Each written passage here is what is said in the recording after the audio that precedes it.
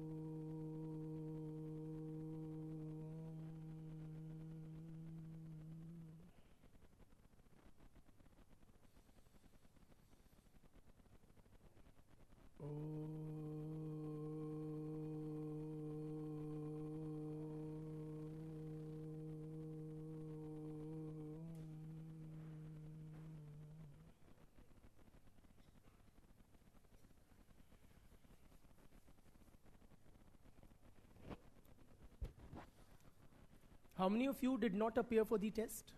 Raise your hands. A sizable number. You are doing your own preparation a lot of disservice by not writing tests. Okay? And you will always have good reasons to not write. Overcome them, and it will greatly benefit your level of preparedness the more you write.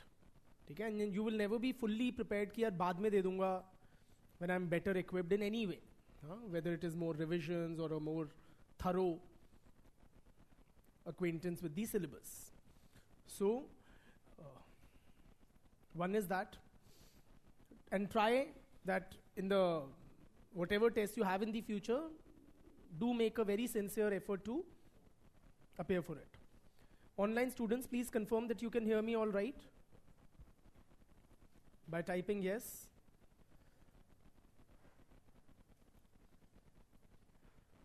Online students, please type yes if you can hear me. Fine.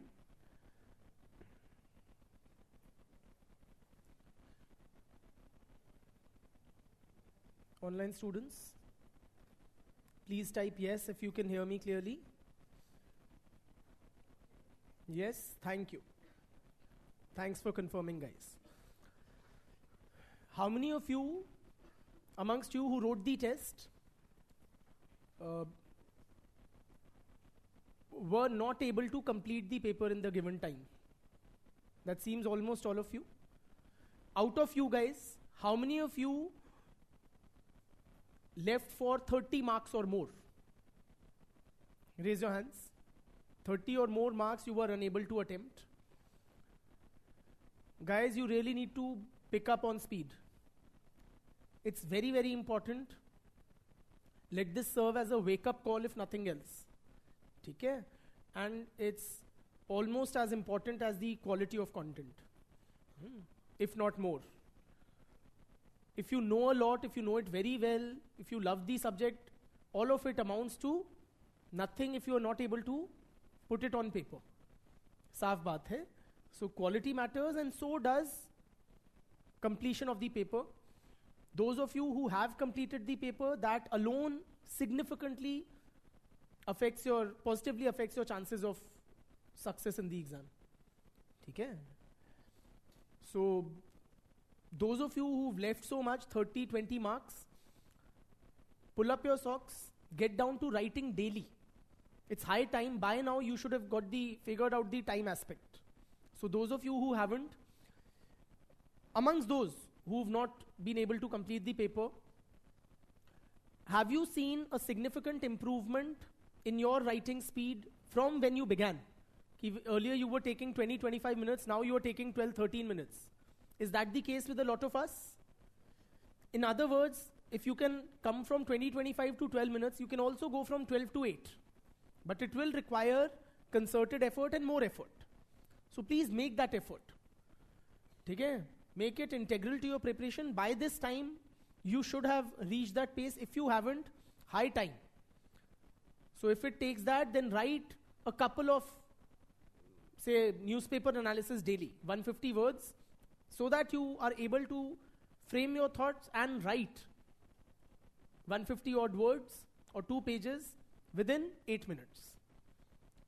Write 2 editorials ka summary in 150 words on a daily basis till you are able to attain that speed. ठीक है? Highly advisable, guys.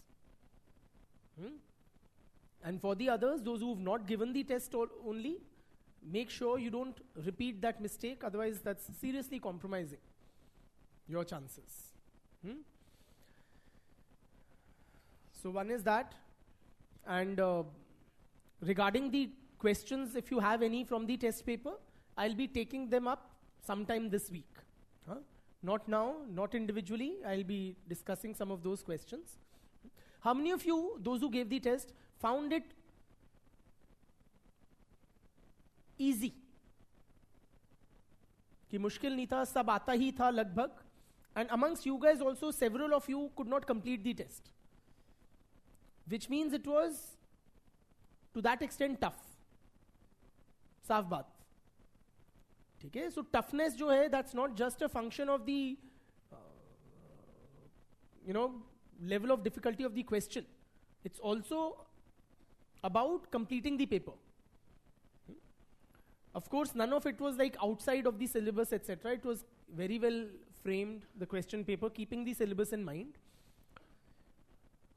How many of you found the questions tough, like, in terms of कि क्या पूछ लिया ये? I was not prepared to face this. None else? Just one person? Can't be. Raise your hands. There's nothing to be this thing. Okay, so only few. The rest of you found the paper manageable? ठीक है. We'll take up the questions. See, you find it too tough, those of you who do. If you are very restricted in your mind कि जो पढ़ के आए वो as it is पूछ लें, कि हम जो पढ़ के आए हैं वही रट लिया हमने, which won't happen. Mostly doesn't happen. Also did not happen in this paper. So you will have to use the knowledge that you've acquired in the whatever course coverage we've done to address the question at hand. उससे definitely कुछ बाहर से नहीं था, मैंने ही बनाया था. So I definitely know that. Clear? चलिए. Yes?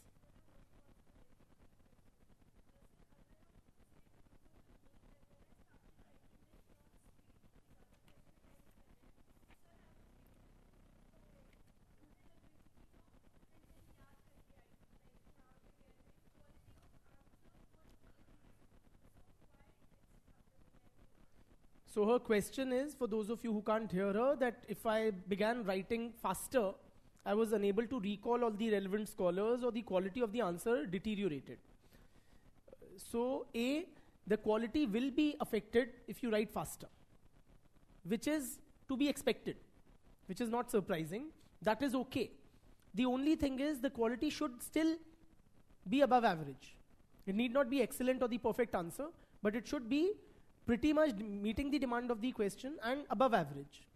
Now, if you are forgetting scholars' names, that is presumably because of lesser acquaintance with these scholars. And what it will take is more and more revisions. Saaf baat. So the scholars topic-wise should literally be on fingertips. Literally be on your fingertips. कि अगर X topic आया तो Y नाम तो लिखना ही है. ठीक? फॉर एग्जाम्पल अगर टॉपिक सेक्युलराइजेशन आया, quickly names, M N. Srinivas, Bryan Wilson.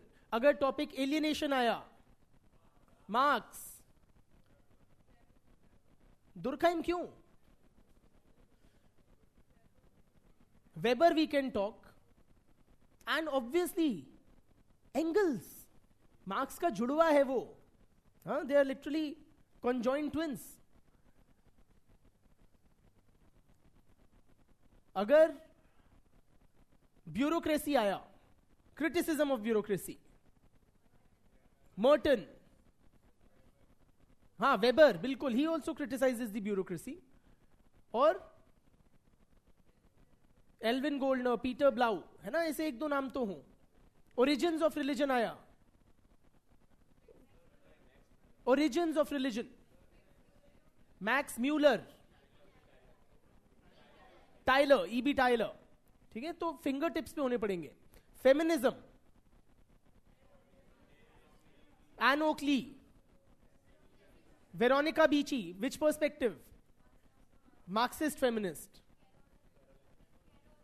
Carol हनीस्ट, बिल्कुल. शुलामित फायरस्टोन, बहुत है. क्वियर थियोरी लिखनी है, जूडिथ कॉन, बटलर और गेल रूबेन, बहुत है. ठीक है, तो दो दो नाम पर topic minimum should be on very quick recall, very quick recall. ठीक, सो दैट इज दैट. चलिए अब चलते हैं जीवन में आगे. The last topic we had covered was Cheeni Kum, pressure groups and political parties. Now moving ahead.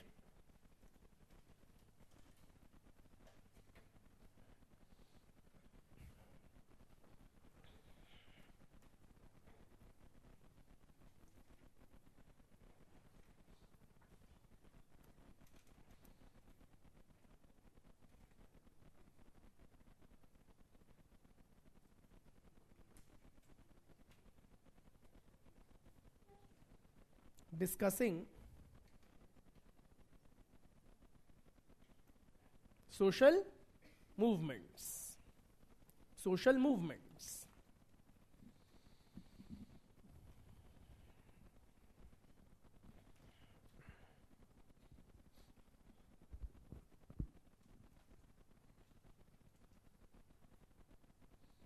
What are social movements?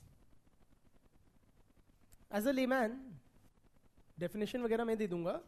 What's your layman understanding of social movements? Hindi में क्या बोलेंगे? जन आंदोलन, हाँ, are social movements. Also, just to be clear, social movements are different from, not the same as social mobility. I know it's too bizarre this thing to state, but I've actually seen students writing answers to questions on social movements. They've written about vertical and horizontal social mobility, which will score you a 0 अगर negative होंगे, और a negative impression in the mind of the examiner. ठीक है? So, social mobility होती है that you are able to move from one strata to another. Social movement is what we in Hindi call Jan Andolan, or it is an organized kind of an attempt to resist or bring about certain changes in the society, right? Tell me some social movements. Have you guys participated in any sort of social movements, whatever scale, whatever level? किसी ने कोई भी भागीदारी की हो किसी जन आंदोलन में, any protests and agitations where you have participated? What? So the Nirbhaya protests you participated in.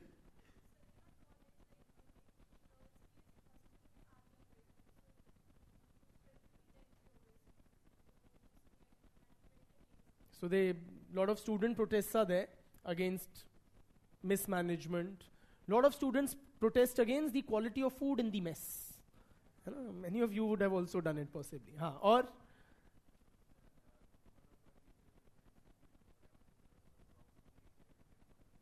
one of the teachers was wrongfully evicted from the job, so students sat in protest against that. He was a much loved teacher, I presume. A coach. Football coach. Brother? A friend in his school was sexually harassed by the principal, so protest. What did it result in? Was he removed? Successfully. Good. Or Bitya? Climate change protests in Delhi. अच्छा होती है हमारे यहाँ? होती होंगी, why not? We have for everything. Great. And what did it result in, if I may ask? Did it have any? It did not result in anything tangible. ठीक है. Now, we'll try to understand why protests take place. Okay, why do all these social movements occur? But before that, let us try to define a somewhat broader term, what we call collective action. It's a type of collective action. Collective action. Social movements are a type of collective action. Collective action refers to any action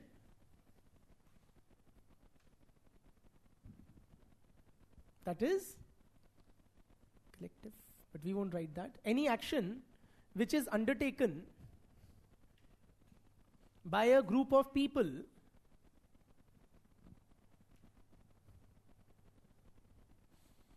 collective action refers to any action that is undertaken by a group of people in order to attain certain goals or objectives.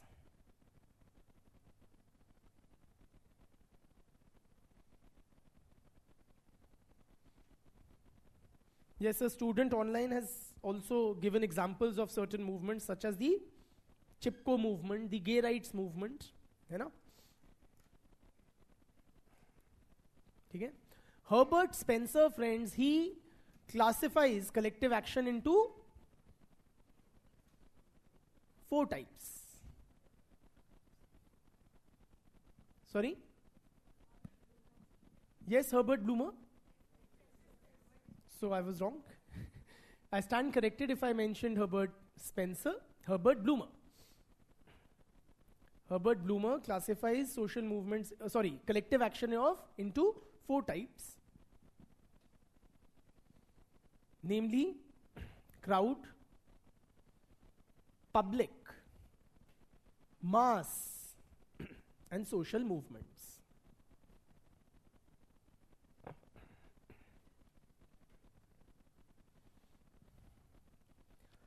What is the difference between these 4 similar sounding, seemingly overlapping kind of terms? Crowd जो होता है, so basically a crowd is characterized by a common emotion. A common emotion.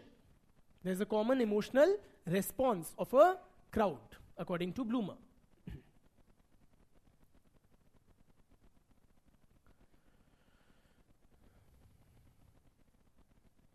Emotion like fear, या panic. It could be an angry outburst. It could be a craze. ठीक?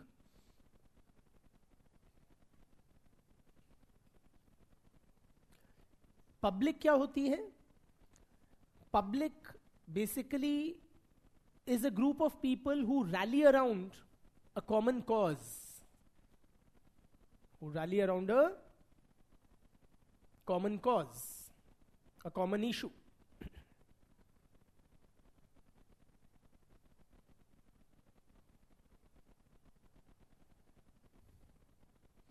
ठीक है?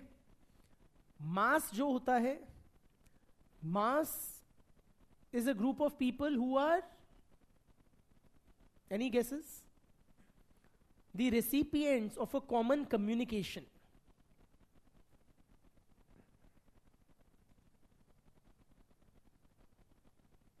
Group of people who are the recipients of a common communication. Basically mass media के context में जो same media consume कर रहे हैं, अखबार है.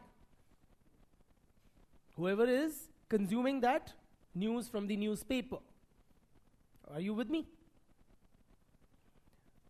या radio communication है. Any of the mass media. And finally, social movements, which we, of course, we'll discuss at some great length.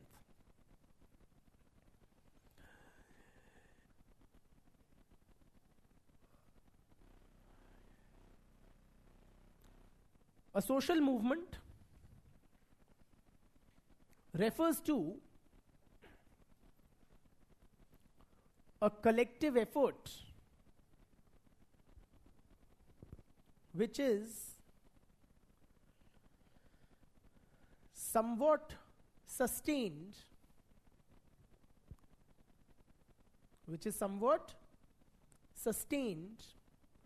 through formal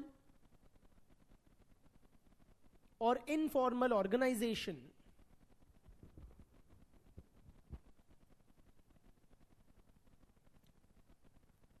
collective effort that is somewhat sustained through formal or informal organization and is generally oriented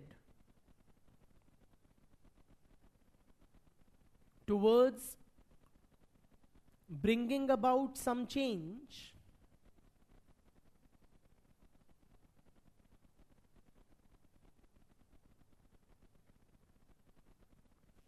in the existing social order.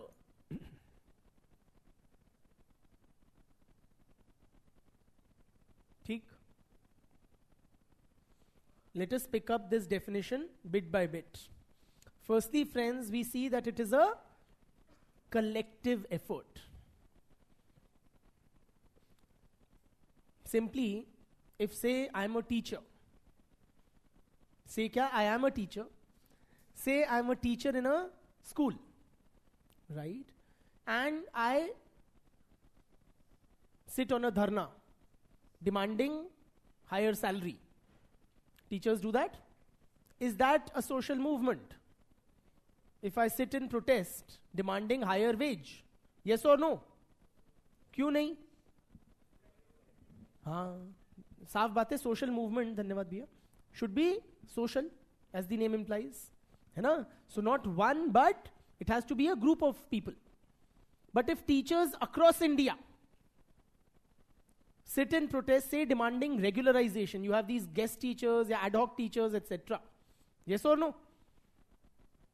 Is that a social movement? Yes. Are you with me? So it is necessarily a collective, group effort, which is somewhat sustained. Matlab, it is not momentary. It is not fleeting. Are you with me? For example, it often happens in Delhi. You find that these buses, they would run over some child in a locality. And then what will happen? You will see the local residents, coming together and pelting stones or vandalizing the bus or beating up the bus driver or something of the sort. Is that a social movement? Why not? It is simply a momentary outburst of public anger rather than a sustained this thing. Are you with me? So movement has some, slightly longer duration than being just for the moment. Clear? It's a collective effort which is somewhat sustained through formal or informal organization. Meaning some semblance of organization is there. Some movements are better organized than others. For example, the freedom struggle of India. Was it organized, more or less organized? It was a very well organized kind of a social movement. There was a clear organization which was at the helm, steering the movement, namely the Indian National Congress. Yes or no? It had a very clearly identifiable leadership, office bearers, so on and so forth. ठीक? Arya Samaj? Formally organized or informally? Formally, properly. Yes or no? The hashtag #MeToo movement? less clear formal organization is there. Yes or no? So it is somewhat dispersed, informally organized. You don't have a clearly identifiable leadership or organizational structure steering the movement. Okay? So it could be of either type, more or less formally organized, or formally or informally organized, which generally seeks to bring about some changes in the prevailing social order. For example, movements like Arya Samaj, Brahmo Samaj, these were trying to do what? What were they trying to change?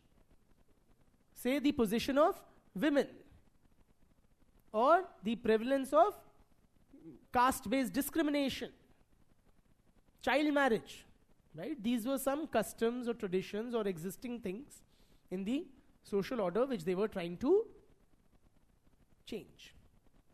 Clear? However, friends, it's not necessarily or always that social movements would try to bring about change. They may also seek to prevent or resist change, or reverse some changes which have taken place, which the movement deems as undesirable.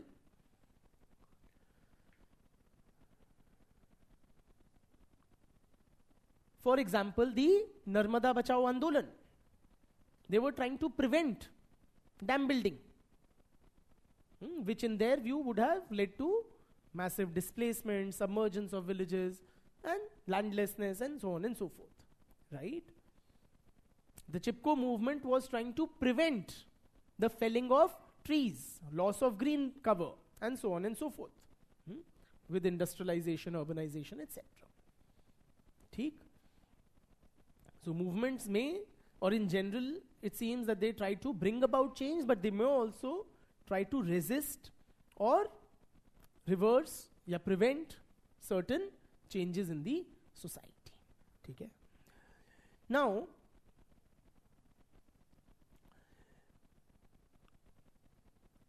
there are two terms which we use in the context of social movements.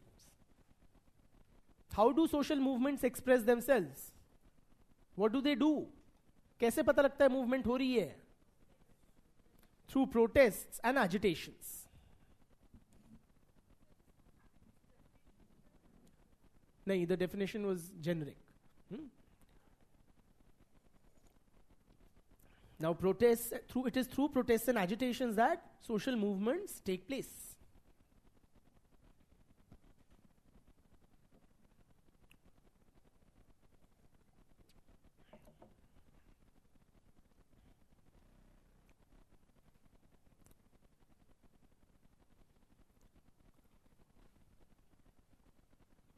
Are the two different or the same? Protests and agitations? Are these terms interchangeable? साफ बात है, in ordinary English language, even in sociological discourse, the two terms are often used interchangeably. But some scholars try to make a distinction between the two.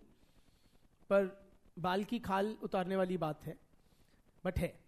So if you have to demarcate one from the other, what distinction one can make? You agitate for a cause and you protest against something. Are you with me? So protests are in opposition. Protest हो गया विद्रोह. विद्रोह किसी चीज के खिलाफ ही करोगे.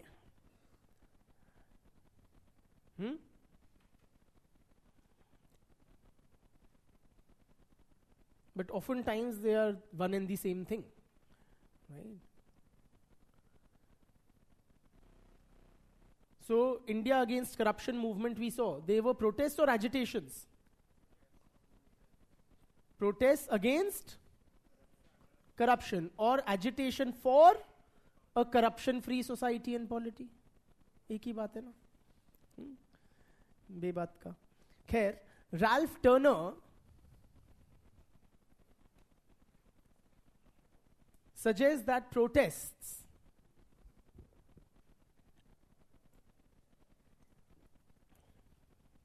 Ralph Turner, Ralph as in Ralph Lauren, Turner as in Tina Turner. So Ralph Turner suggests that protests are an expression or declaration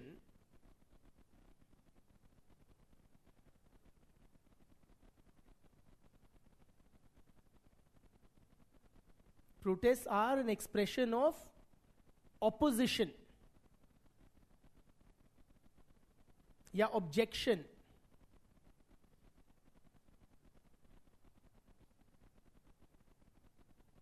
या disapproval of something which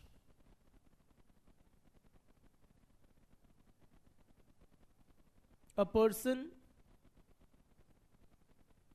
is powerless to prevent individually.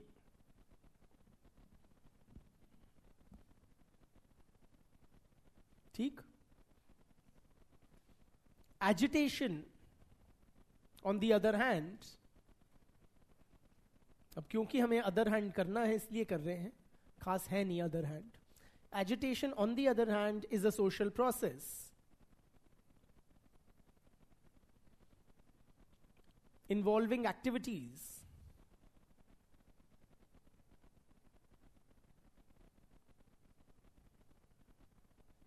undertaken by a group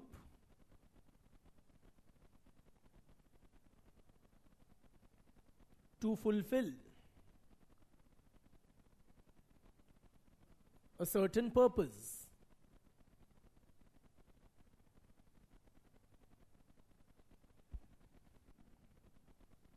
ठीक?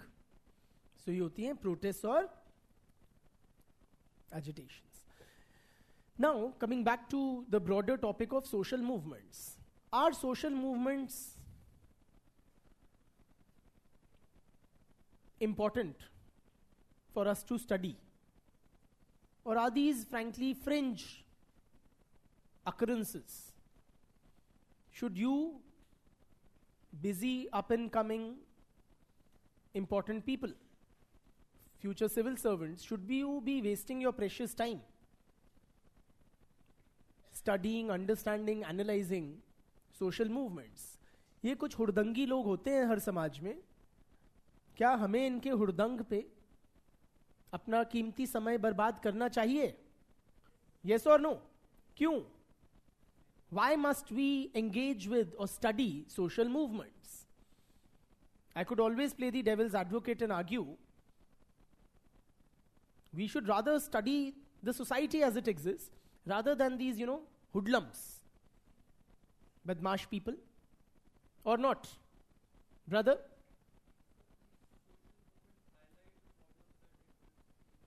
They highlight the problems which exist in the society. Very good. Social movements change the society. How? You're right. How? Arya Samaj movement से समाज कैसे बदला? Child marriage, so it began or took some concerted steps towards delegitimizing child marriage, which was then pretty widely prevalent. Bitya?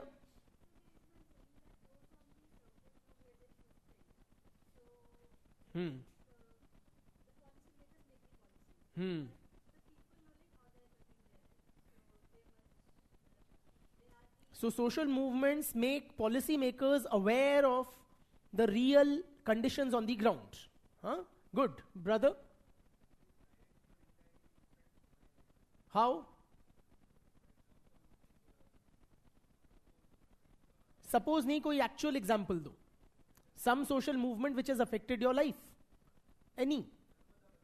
The Narmada Bachao Andolan, how has it affected you?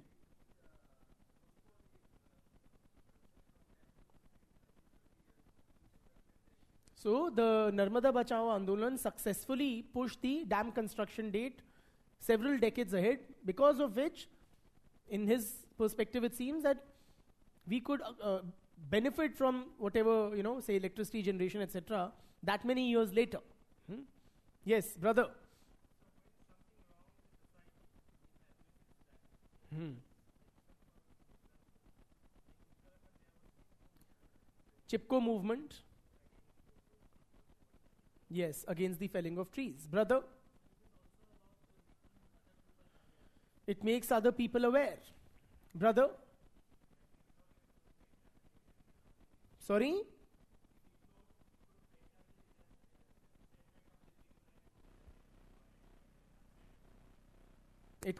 If it is not given expression, it can erupt in a violent form. Brother?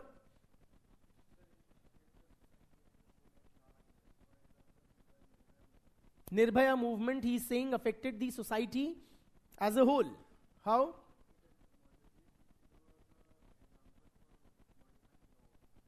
So it helped us, or it made a very strong case to modify the rape laws, or Juvenile Justice Act. Brother? The Santhal rebellion, long back, but it led to the abolition of zamindari system. Absolutely, friends. Okay? So social movements are very, very potent tools of social change. है ना? लिखिए. क्या लिखा है last बिटिया? एक sentence लिखो. Social movements are usually focused on certain social, political, or economic issues.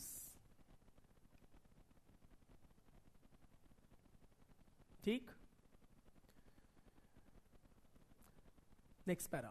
Social movements are sociologically significant because they can bring about important changes in the society.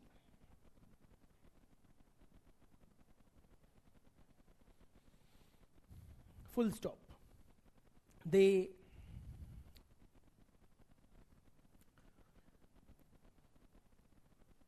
give expression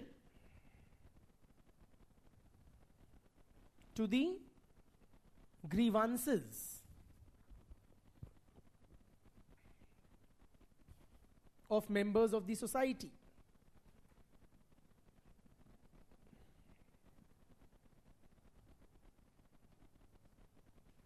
Full stop. Social movements. अरे short form लिखो. SM गोला. Social movements may result in changes in laws and public policy.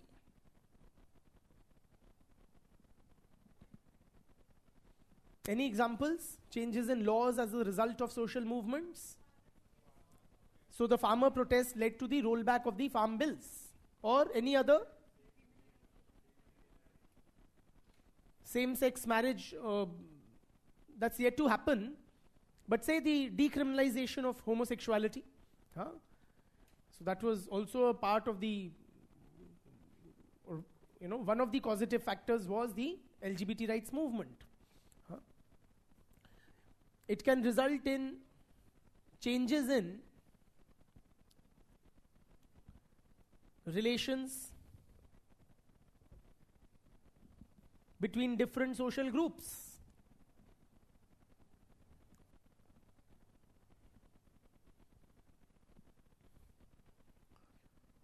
Changes in social practices. Changes in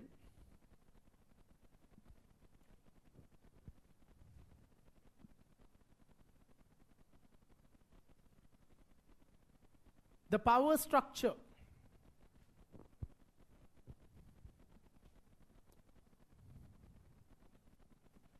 changes in the values of the society. कहीं हम ज्यादा ही कुछ तो नहीं attribute कर रहे to social movements? Can they really lead to changes in the relationship between different social groups? Any examples? Yes? So say the anti-caste movements have resulted in, or the Dalit movement has effectively changed the relationship between different castes. Yes or no? The feminist movement likewise has changed the relationship between men and women. Any social practices which have been changed because of social movements? Sati hoti thi, ab nahi hoti. Child marriage significantly reduced the incidence of child marriage as a result of various social movements, Brahmo Samaj, Arya Samaj, and the works.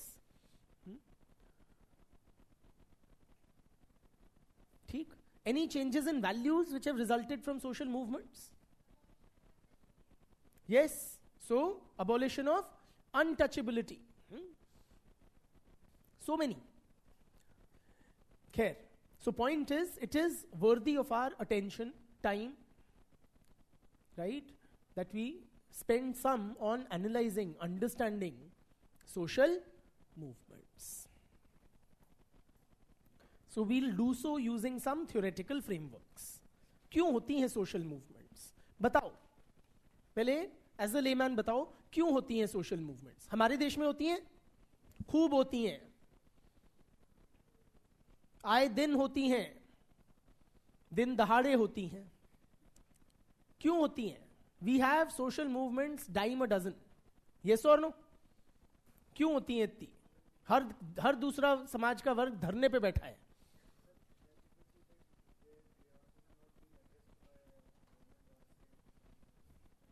So when people's grievances are not addressed by the government, we see social movements.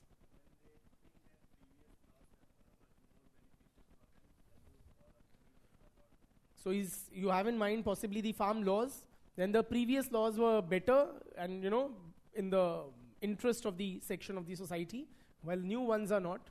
Bitya?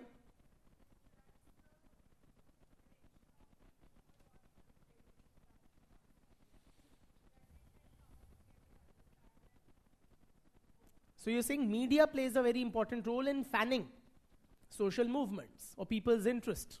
Bitya?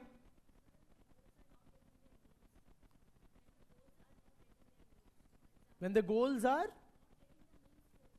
when people do not have access to the means to achieve their goals, then social movements take place. Yes, for example,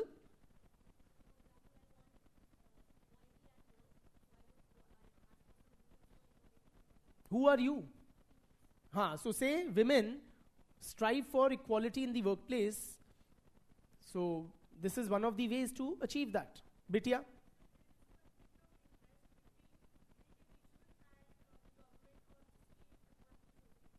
तो individual की क्या ताकत?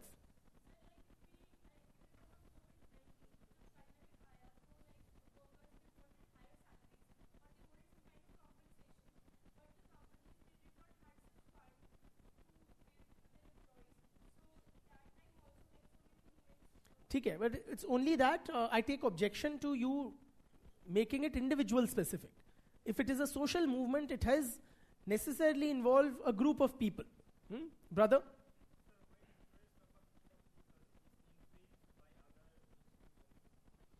So when somebody's concerns, rights, etc. are infringed by others, that results in social movements.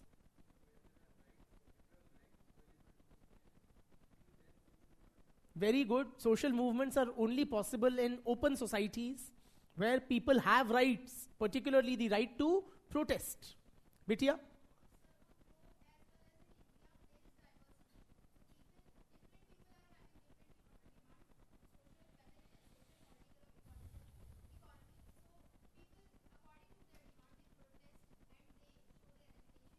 ठीक है, so people protest to assert their demands in a multicultural kind of a, or a pluralistic kind of a society. ठीक है, thank you.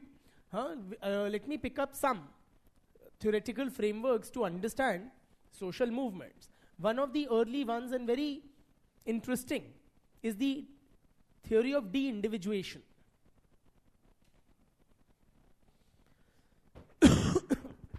Sorry.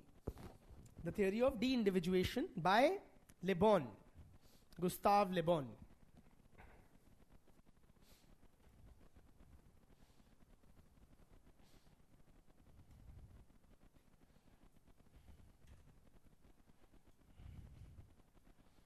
This theory, friends, very interesting, and it inspired some world leaders who put it into practice. Leaders like Hitler and Mussolini. They apparently took inspiration from the writings of Le Bon. So Le Bon writes a book titled The Crowd. The Crowd.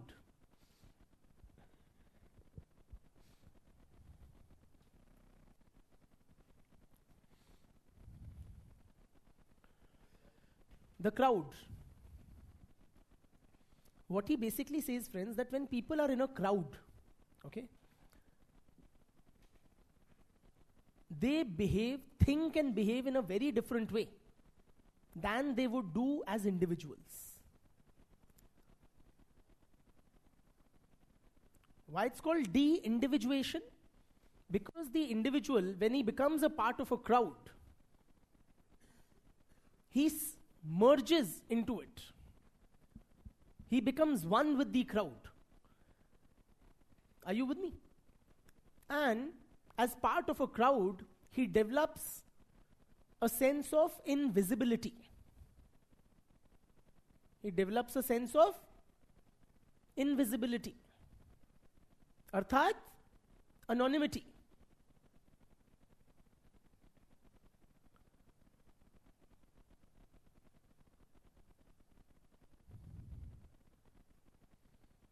Meaning what? And when you become anonymous, you develop a sense of yes, invincibility. Yes or no?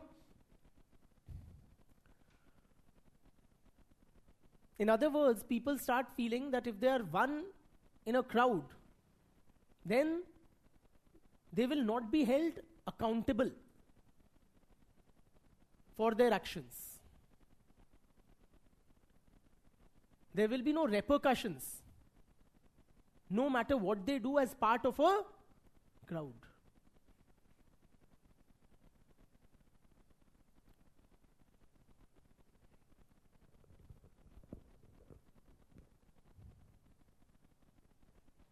Yes or no?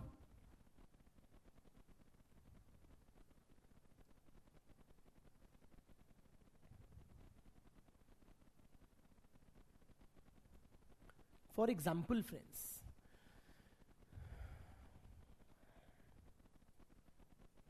in your day-to-day life, you will think 10 times before, say, raising your hand on the other person.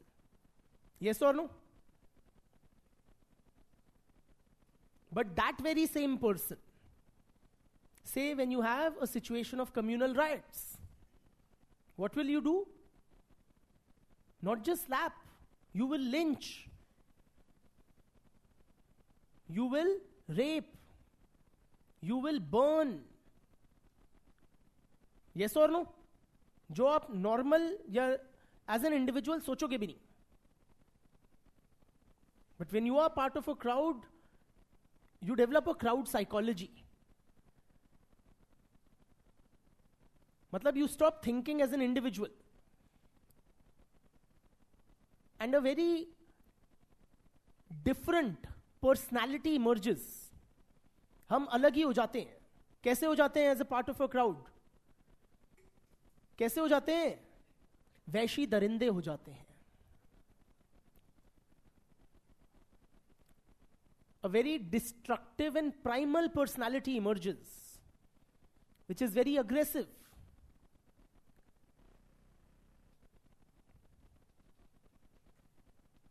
Destructive.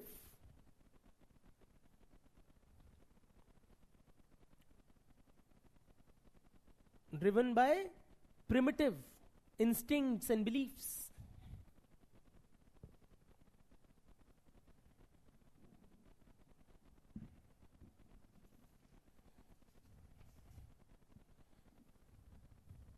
ठीक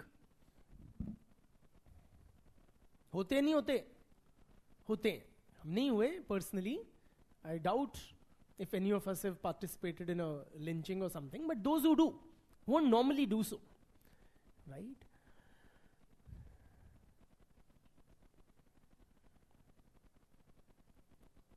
Also, in a crowd, feelings, emotions spread very fast.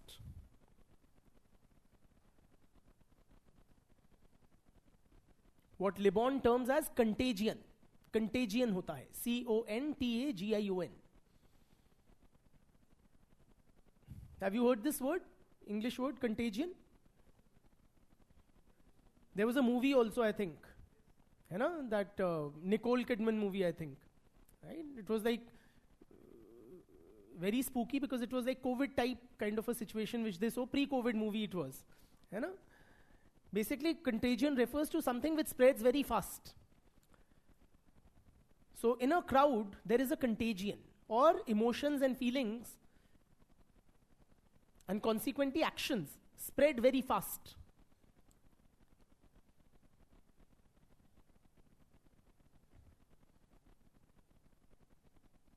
And how are people's emotions, feelings, and actions affected? Who affects them? Leadership. The leaders, their speeches, their actions have a particularly strong effect on the emotions of the crowd.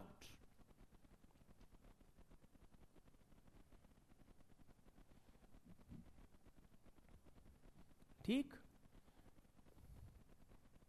यही पढ़ के Hitler ने सोचा ये तो बढ़िया है.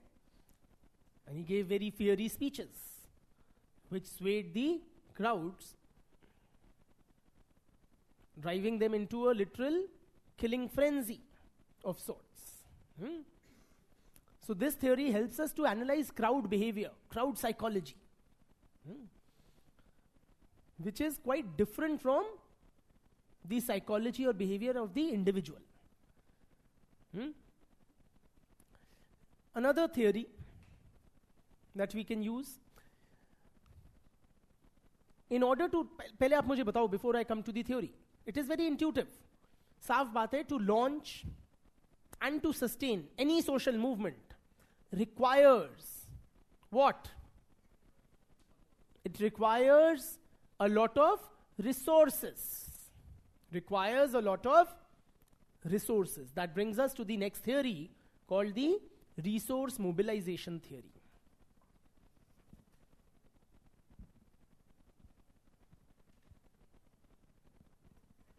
साफ बात है, launching and sustaining any movement requires resources. So when a social group is able to mobilize those resources, put together those resources, only then can social movements be launched and sustained.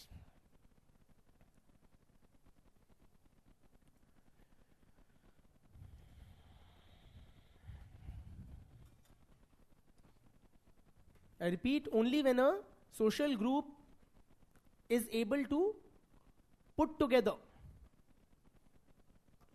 various resources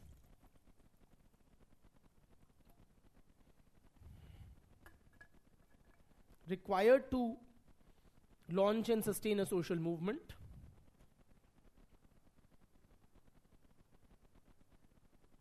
do social movements arise.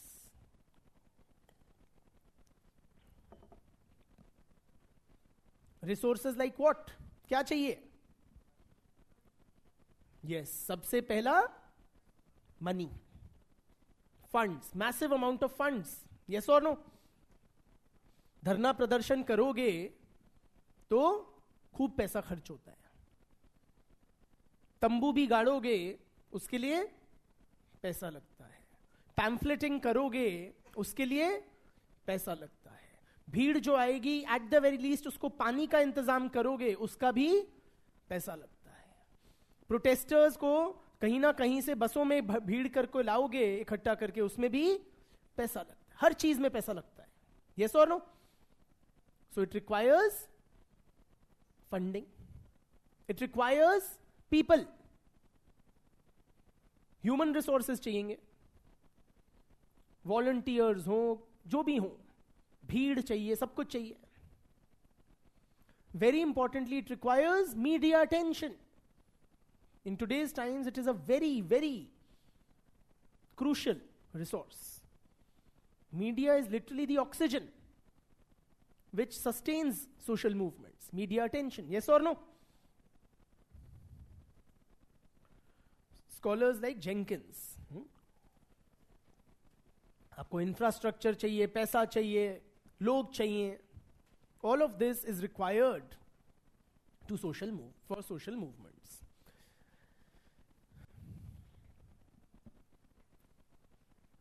Scholars like Jenkins suggest that, likho,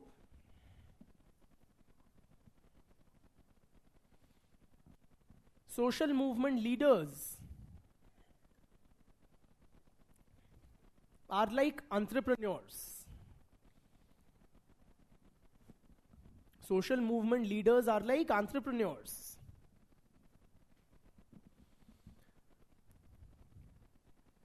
And social movement organizations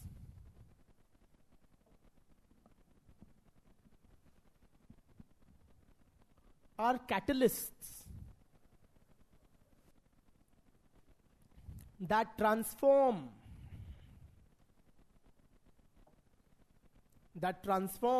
collective discontent into a social movement.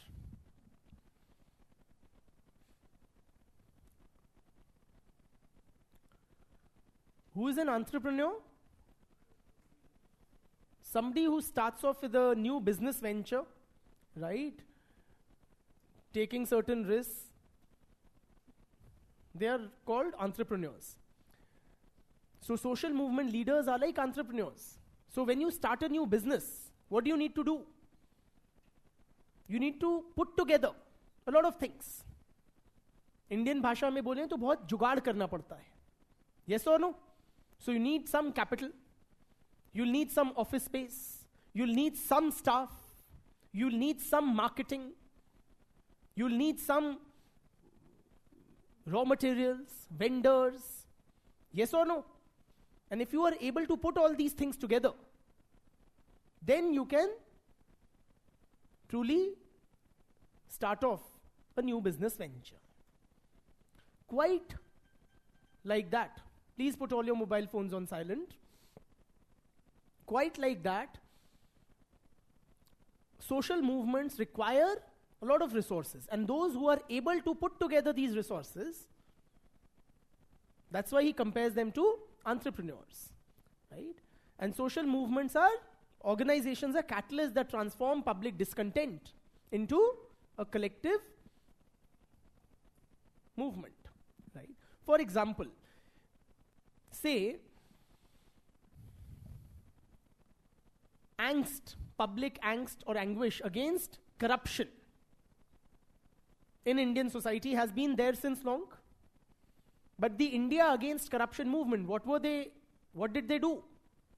They were able to put together the various resources required so as to channelize this discontent into movement, protests and agitations on the ground.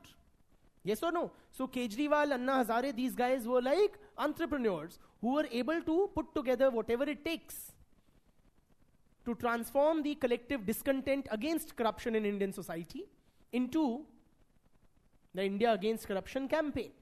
Yes or no?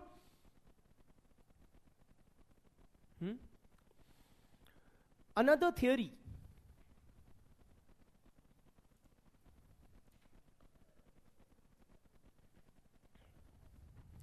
May I?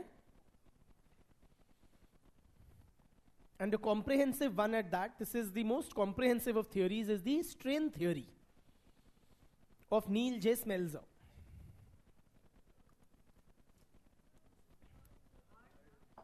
Third.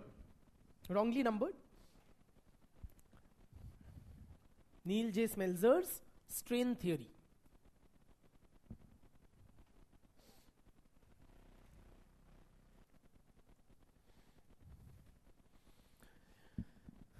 To give you a sense of the examination, theories of social movements have not been asked by name in the paper, so at best you'll be using them somewhere in your answers as per your own comfort. They haven't asked till now, what is this theory or that theory? If you must remember any one, then this is the one, because this is the most comprehensive framework, right? And matlab, basically that. Okay? It is a complete theory. So Smeltzer says that there are 6 conditions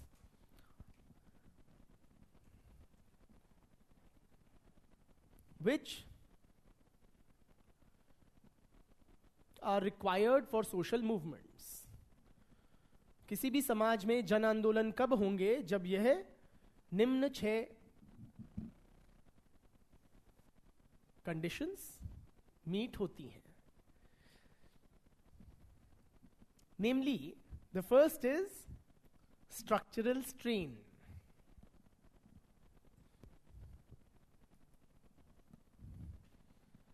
Structural strain in the sense, friends, there has to be some strain on the social structure, meaning what? That some segment of the society should be discontent.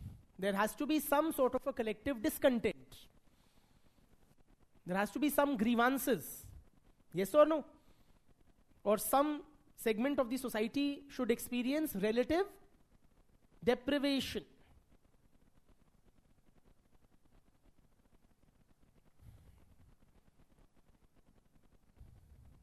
Some grievance or an underlying source of discontent has to be there.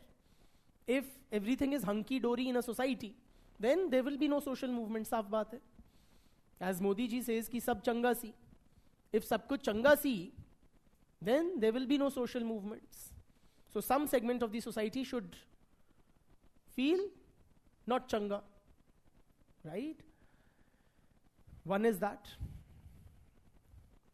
The other is structural conduciveness.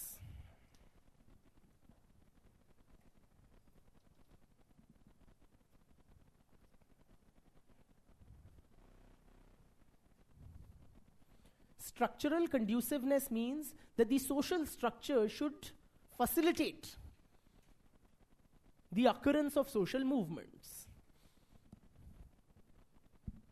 The social structure should facilitate. Facilitate या conducive मतलब favorable. Yes or no? In English, word conducive means what? Conduciveness. For example, we say the environment in Karol Bagh is conducive for UPSC preparation. That's why a lot of students come from other cities, right? Here for this purpose. Conducive matlab, it helps you, it enables you to prepare.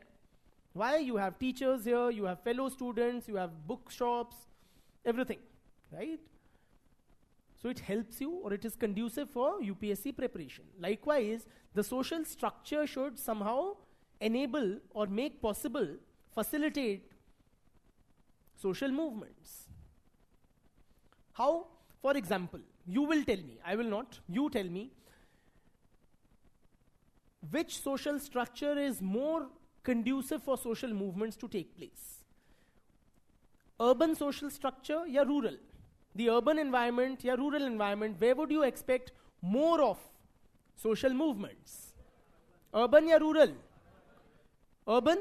Urban or rural? Urban. Why? क्या मतलब?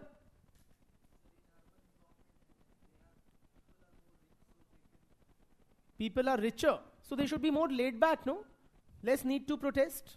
More deprivations, one could argue, in the rural society. अरे नहीं, वैसे actual businessmen नहीं चाहिए हमें.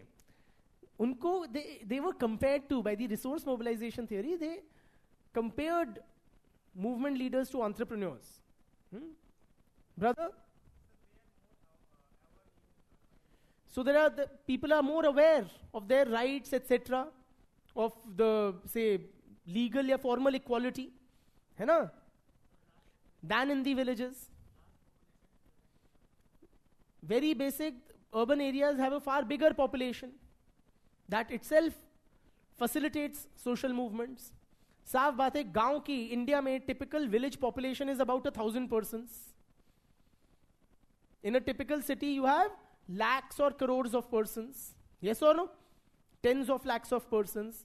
अब India against corruption movement गांव में होती तो 1,000 तो कुल लोग हैं, कितने ही आ जाएंगे. दिल्ली में करी जहां पे a crore plus population is there, so a substantial crowd could gather again and again. Yes or no? So और बताइए बिटिया.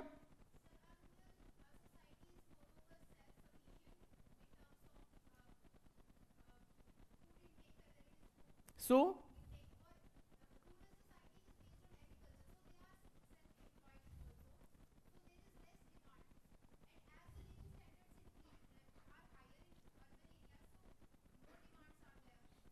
let me rephrase what she's saying is that sense of relative deprivation is more in urban areas because you have wider say income gaps or wider inequalities.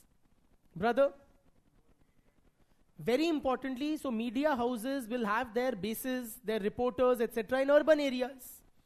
Yes or no? Not in villages. So because of all these factors, we find that the urban social structure is more conducive for social movements than the rural one. Right? Likewise, tell me, which social structure is more conducive? A liberal democratic kind of a polity or a totalitarian regime, where you would expect which of these social structures is more conducive for movements? A liberal democratic regime rather than a totalitarian one. Why? Saaf baat hai, people have certain constitutionally guaranteed rights in liberal democracies. Totalitarian regimes will not tolerate any dissent or whatever. Yes or no? So they will come down heavily on any protests or any questions to their authority. Theek? Thirdly, requires a generalized belief. Generalized belief. Meaning what, friends? The participants, they should have some common understanding of the nature of the problem. What the problem is, the participants need to arrive at a common understanding.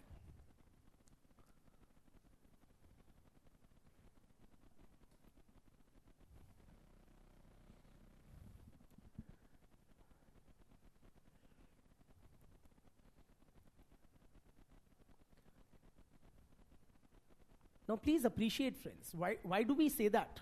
We require a generalized belief or a common understanding. Different persons have very different life experiences.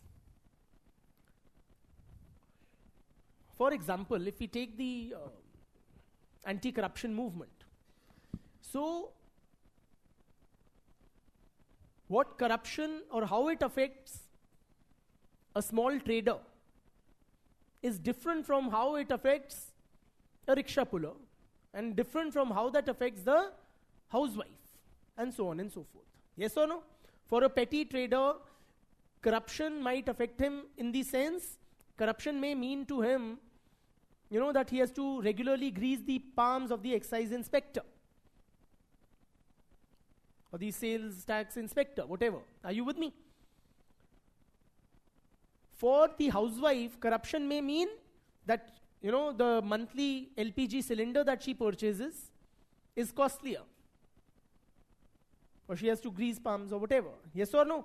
For the rickshaw puller, it may mean that he has to part daily with his 25% of his daily income. Give it to the police constable. Are you with me?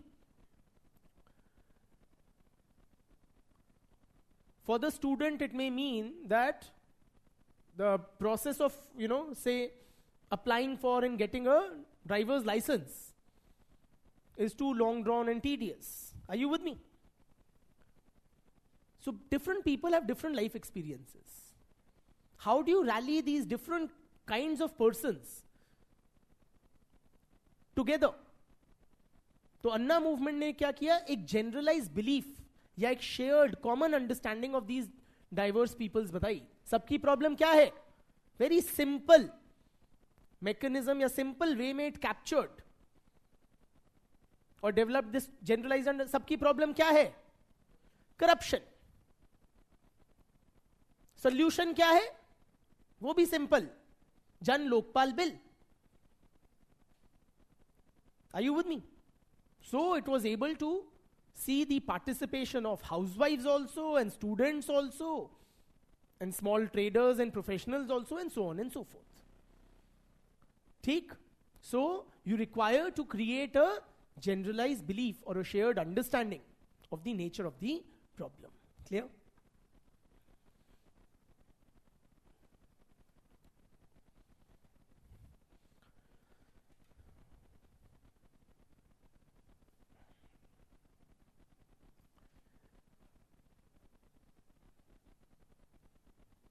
May I? Next, what we require is mobilization. Meaning what? That people, they need to be organized, brought together for collective action.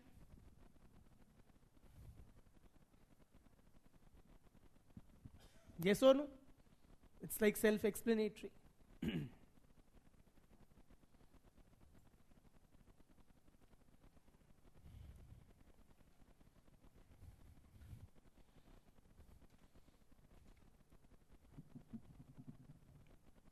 The next is a precipitating factor.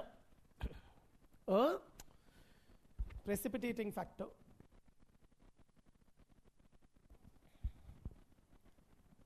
Precipitating factor. Matlab some sort of a spark.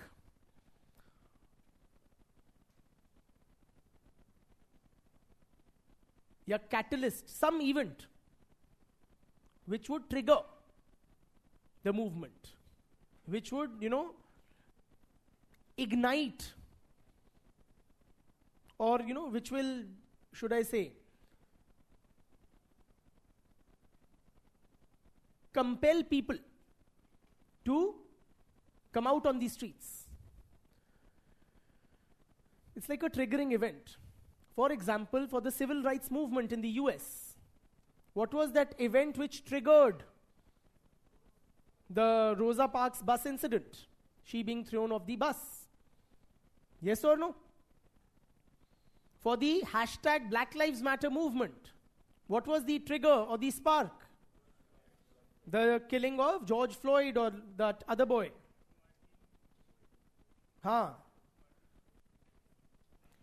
For, likewise, one could say that there was a, lot of simmering discontent or anguish against, regarding, say, the safety of women in public places in India. And the Nirbhaya gang rape served as that precipitating factor or trigger. Yes or no? Thanks to which people came down out on the streets. So some such sort of a trigger or precipitating factor is required.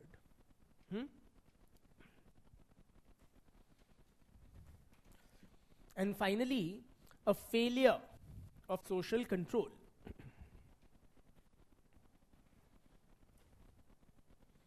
Failure of social control.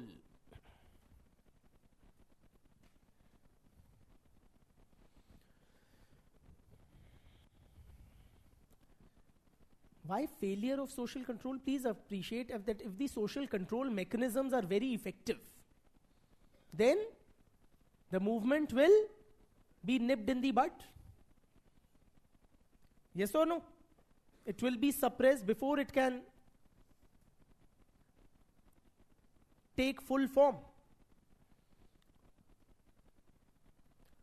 For example, during the Nirbhaya protests, a large number of young boys and girls came out on the streets demanding justice for Nirbhaya, specifically and in general, safety in public places for girls and women. Had patriarchal controls been very effective, good number of female protesters would have been told, तुम क्यों जा रही हो, तुम घर बैठो, safe नहीं है, yes or no? And the protest would have died down. So you require some failure of social control mechanism so that the movement can take place. ठीक?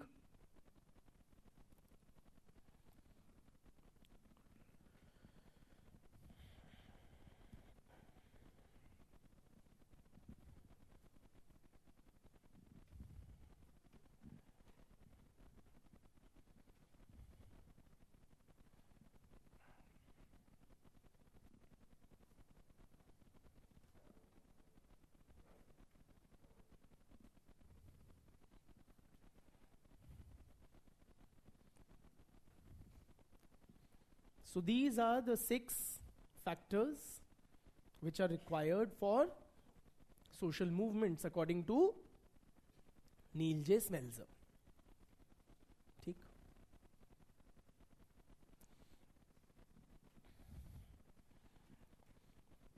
Again, repeating, I don't recollect any theory having been asked by name, any theory of social movements. If you must have one in your kitty, let this one be it. Because it's very comprehensive. And at least one you should have. You know, comprehensive one, not the chunnu munnu ones. Okay, Le Bon's theory or the other one, they were not as comprehensive, very frankly. Right?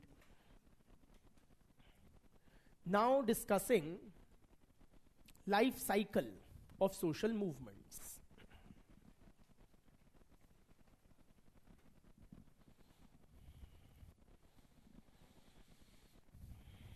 So a social movement, friends, will go through various stages or phases in its development or evolution as follows. Draw this diagram, then I will explain. Is it visible enough or not? At the back, everybody? Don't you have any TV screens you can look at? Okay, I'll just read it out also. The first 3 boxes say emerge. The first box says emerge. The second box says coalesce. C-O-A-L-E-S-C-E. Coalesce. The third box says formalization. और bureaucratization एक ही बात है. Bureaucratize.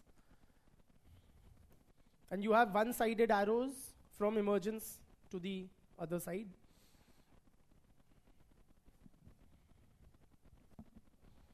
Emerge, coalesce, bureaucratize. Okay, these are the first 3 dabbas. Then there may be 5 possible outcomes. Success, failure, cooptation, C-O-O-P-T-A-T-I-O-N, repression, or mainstreaming. Success, failure, cooptation, repression, or mainstreaming. Go mainstream. एक ही बात है.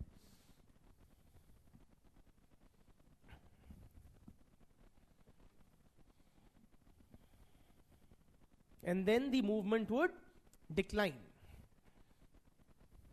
या end. ठीक?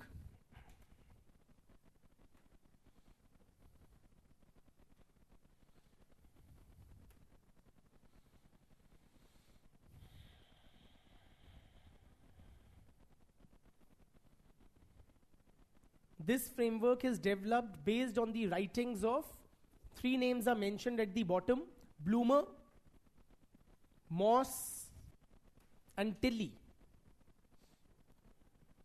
Bloomer, Moss, M-A-U-S-S, and Tilley, T-I-L-L-Y.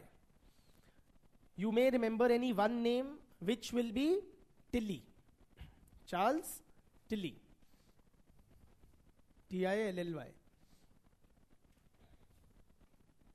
He is the most closely associated with the academic analysis of social movements.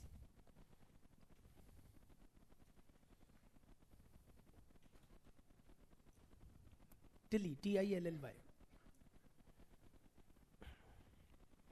If you are done drawing it, may I explain?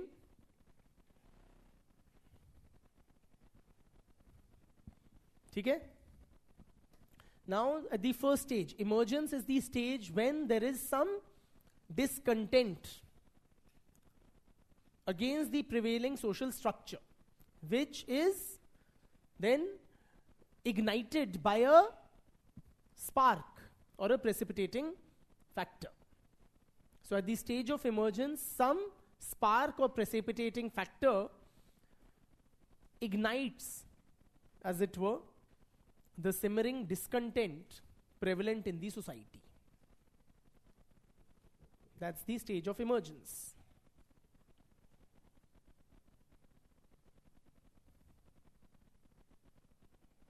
Clear?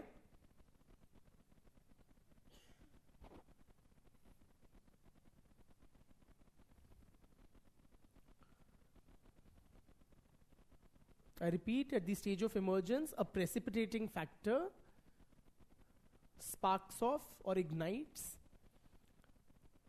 the simmering discontent against the prevailing social arrangements.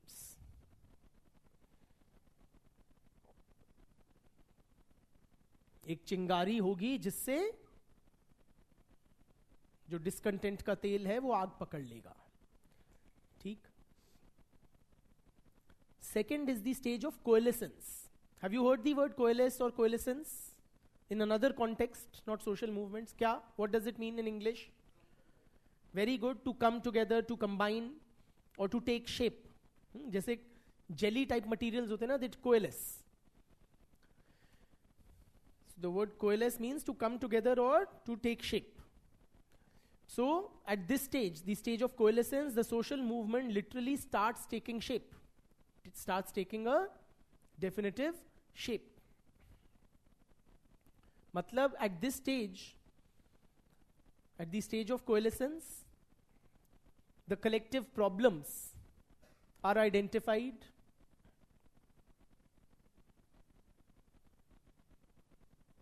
Agitations are launched. Grievances are acknowledged.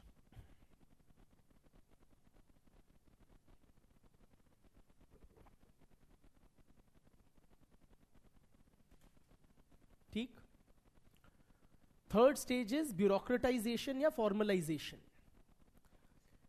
मतलब now at this stage the movement starts becoming better organized or more formal. It starts acquiring a formal structure.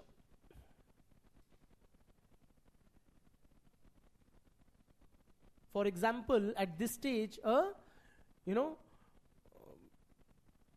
actual organization may be established as a registered society or a trust or something.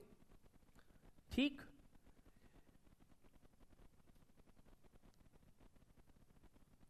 A clear leadership is identified.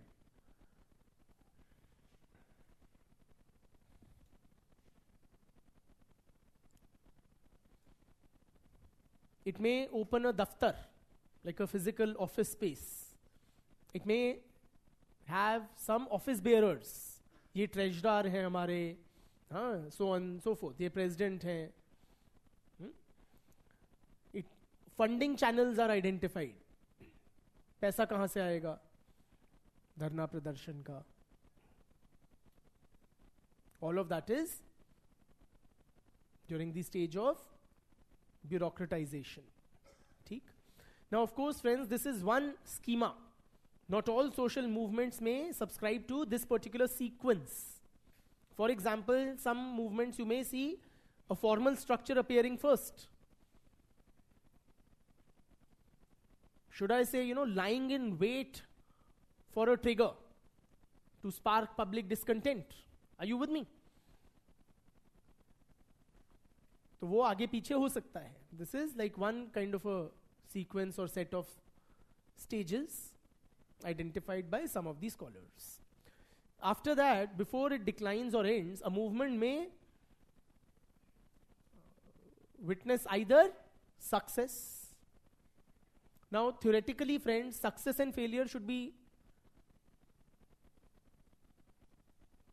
Comprehensive, या तो सक्सीडेगी या fail होगी, ठीक है. But we have some other options here as well listed. Success means what?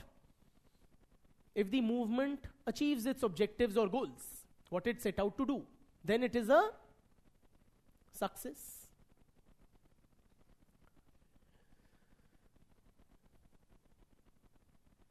If the movement achieves its goals or objectives, then it is successful. Zahir hai. If it does not achieve its goals, then it is a failure.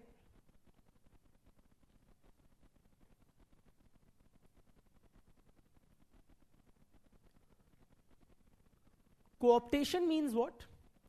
Co-optation means that the leadership of the movement are accommodated in the prevailing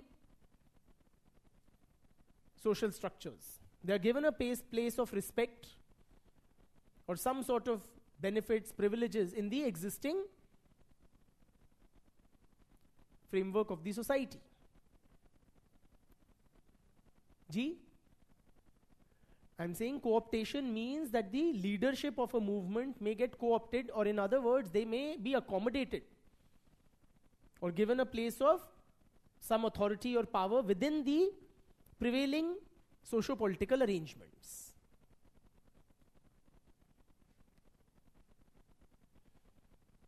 We'll discuss each of these with examples. So if any of them is not too clear, it will be. Mainstreaming means what? That the objectives or goals of the movement are adopted by the whole of the society as its own. The goals of the movement are considered as the goals of the whole society. They come to be regarded as the goals of the whole society. ठीक? Clear?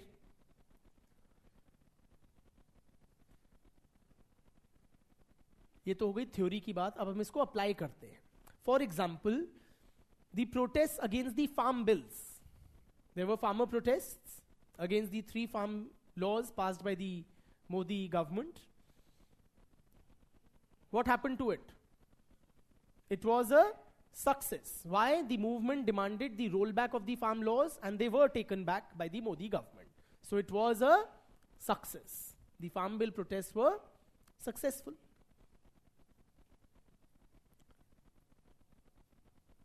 The protests against the Citizenship Amendment Act were what? बताओ क्या हुआ था?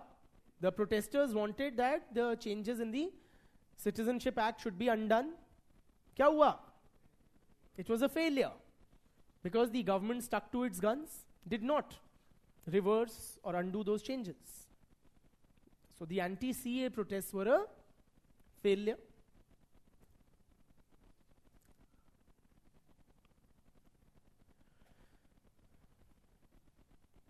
An example of co-optation would be the anti-corruption movement.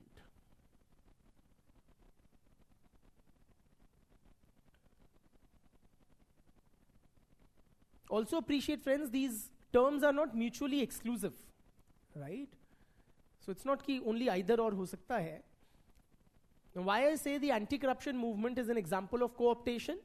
You had the leadership of the movement, people like Kejriwal specifically asserting what? ये भी चोर है, ये भी चोर है, ये भी चोर है, ये भी चोर है, सब चोर हैं. The prevailing political system is corrupt. And saying what? मैं अपने बच्चों की कसम खाता हूं कि भी politics नहीं join करूंगा या I will not this thing. And what did he do? He became part of the prevailing socio-political arrangement.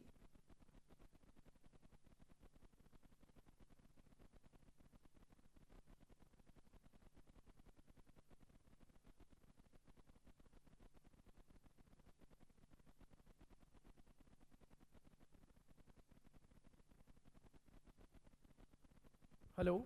Online students, please type yes that you can hear me, you are with me, because I just changed batteries. So it's slightly obvious that they should be with me.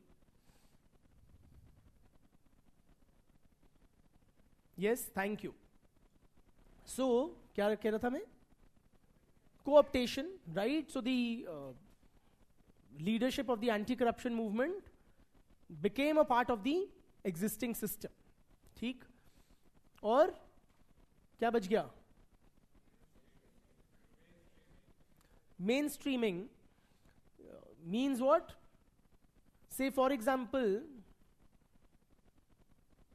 if one considers that the Nirbhaya protests, the objectives that we should have safer public spaces for girls and women, that was adopted by the whole of the society as its own. That would be an example of mainstreaming.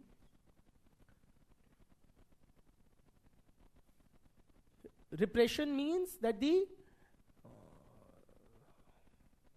dominant sections of the society, or specifically the state, if it crushes a movement, comes down with a heavy hand on it, crushes it, that would be repression. For example, the Khalistan movement or any of these secessionist movements have been crushed by the application of brute force. ठीक?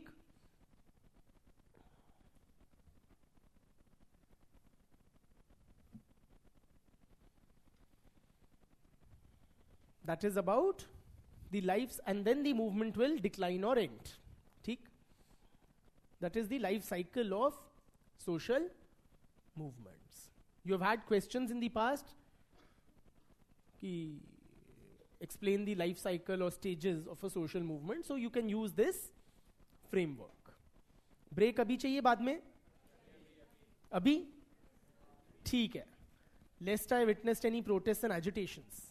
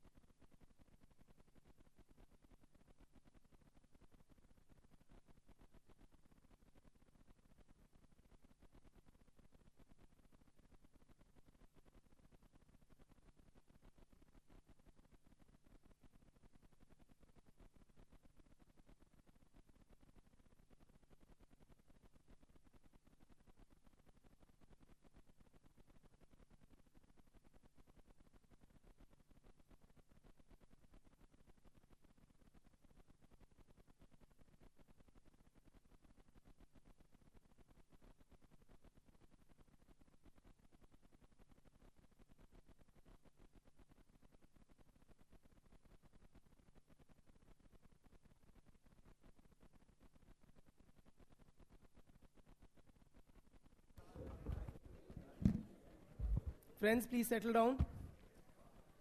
अब चलते हैं आगे. So now discussing the role of ideology in social movements. The role of ideology in social movements.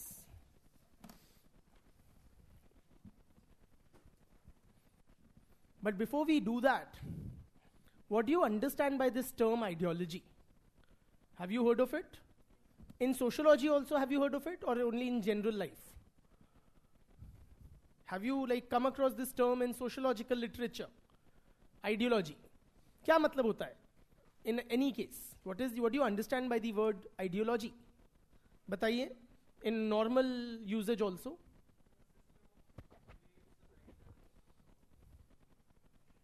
About stuff. About a certain topic. In fact, not so. It's not only about a certain topic. It's far more than that. Huh? Bitya? Acha, you weren't raising your hand. It's like her hand was like that way, shaped. Principles, giving? Very good. Giving direction to our ideas. Brother? Okay. Large number of people agree upon or believe in a common set of ideas. A preconceived notion, very interesting way to put it. उसके base पे हम अपने actions को build up करते हैं. ठीक है. So friends, what is ideology? Basically, it is a coherent set of ideas. लिखवा भी दूंगा. Let us first understand. It's a coherent set of ideas which together,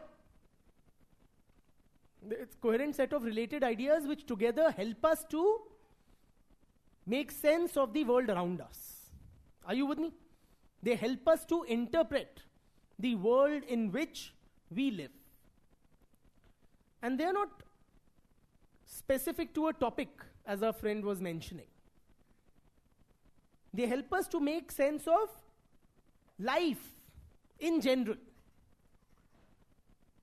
So based on an ideology or this set of coherent ideas, we can make sense of diverse things or topics. And ideology, friends, the best analogy that one can draw about ideology is that it is like glasses. It's like a pair of glasses. In other words, what do glasses do? They help you to view the world, see the world. Yes or no? Clearly. So does ideology. It helps us to see the world or interpret the world clearly. But it's like a pair of colored glasses. Rangeen chashma hai.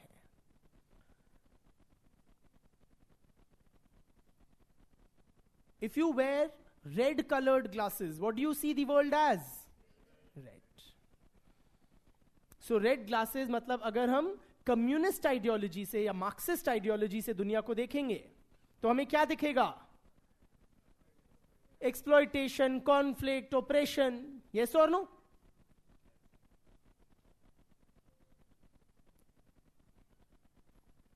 If we see the world based on, say, Gandhian ideology, we'll come to a different picture of the social world. It will be a different picture if we see the world through the eyes of a Bhagwa Chashma. Yes or no? फिर हमें क्या रंग दिखेगा? दो रंग दिखेंगे, भगवा और हरा, भगवा और हरा. ठीक है? In continuous conflict.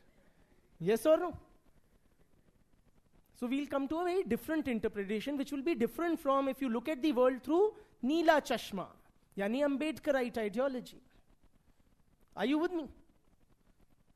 So the ideology basically helps us to interpret the world around us, but it does so from a somewhat a one-sided view of reality it gives us. Right? Yeah, a colored view of reality is what an ideology gives us. Clear? Likho. An ideology is a coherent set. Sorry, इसको लिखो, is the set of coherent ideas. Ideology is a set of coherent ideas, beliefs, values, and thoughts that enable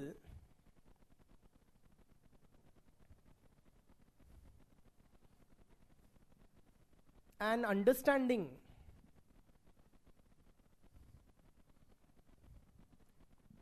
and interpretation that enable an understanding and interpretation of the reality.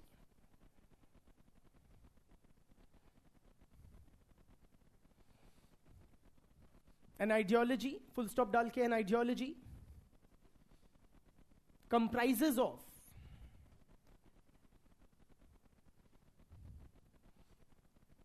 a coherent and comprehensive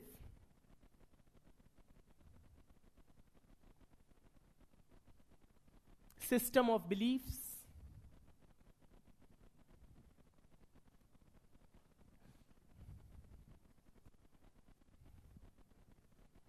which help us to interpret our world. ठीक? तो ये होती है ideology. अब ये बताइए, what is दी, धन्यवाद भैया, प्लीज साइलेंट कीजिए. What is the role of ideology in social movements? Is it a very important part of social movements, or is it sidey, fringe चीज है, या बहुत ही अहम चीज है for a social movement? Yes? Is it important for a social movement, or is it, something on the fringes? है तो है, क्या फर्क पड़ता है चाहे गांधीयन आइडियोलॉजी हो या मार्क्सिस्ट आइडियोलॉजी हो, हिंदुत्व आइडियोलॉजी हो या इस्लामिस्ट आइडियोलॉजी हो, या उससे बहुत फर्क पड़ता है? क्या फर्क पड़ता है किसी भी सोशल मूवमेंट पे?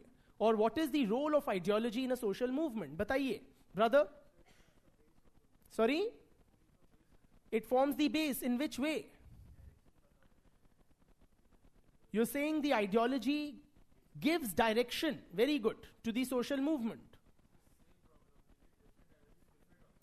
Very good. Same problem को address करने के लिए different ideologies, different directions देंगी, different set of objectives देंगी. Can you come up with any example?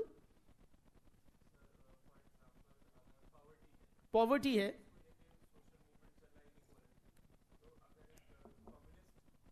Communist ideology will tackle the problem of poverty differently than, or a ruling class ideology. Huh? Brother?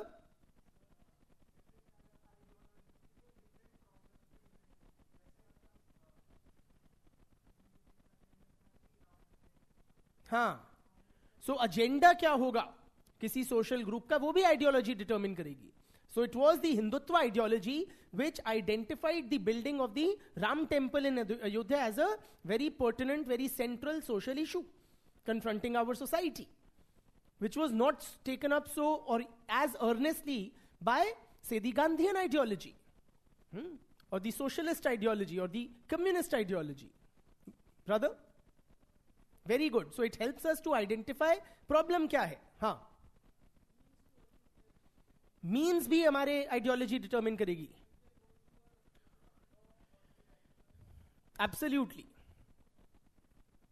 सो क्या means employ करने हैं? For example, to work towards the achievement और creation of a more egalitarian society. The Naxalite ideology will suggest, legitimize the use of violence, while the Gandhian ideology will suggest alternative, non-violent ways. Yes or no? Bitya?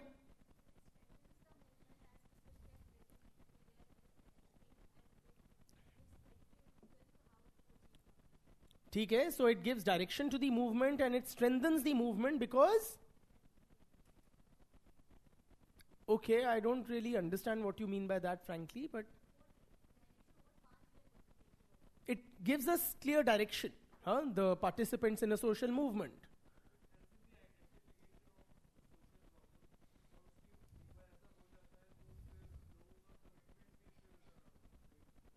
It ensures that people are committed to the cause.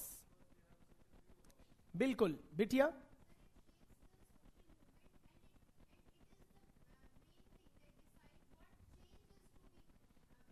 So हमें करना क्या है ये ideology बताती है.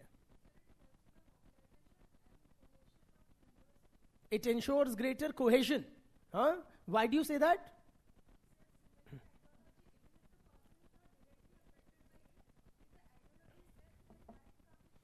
So if people are ideologically aligned, it will broaden the appeal of the movement. Brother?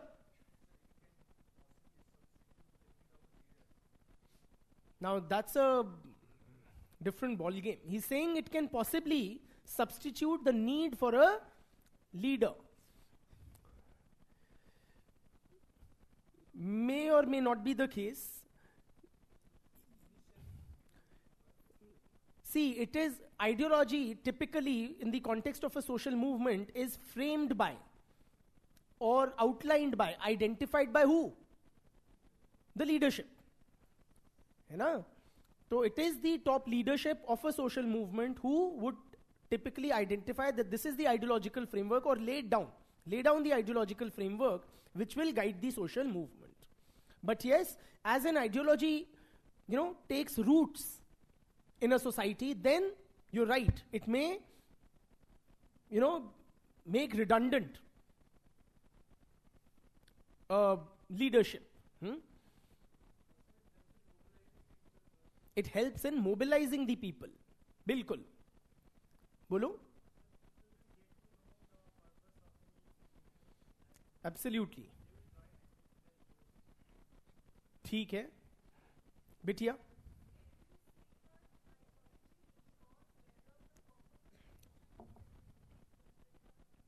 Ideology ensures whether the purpose of the social movement will be fulfilled or not.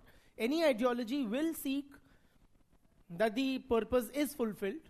Whether it is fulfilled or not will depend on a host of factors there.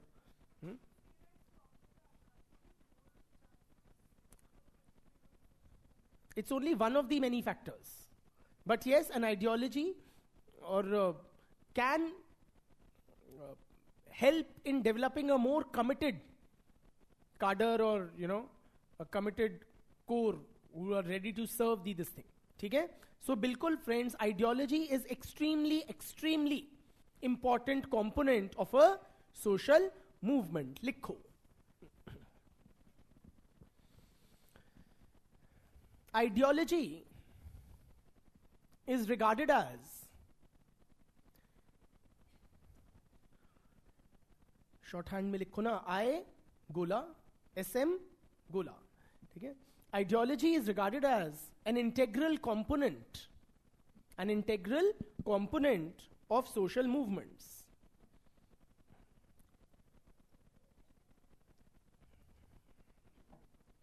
Full stop. Ideology provides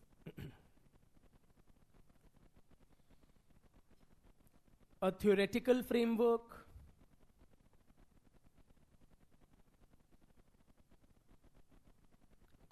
aims and methods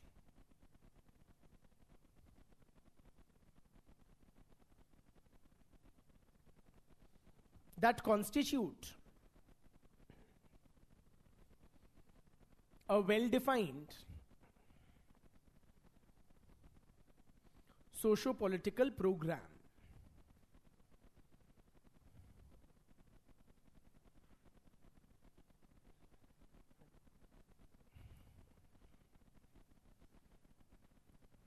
Full stop.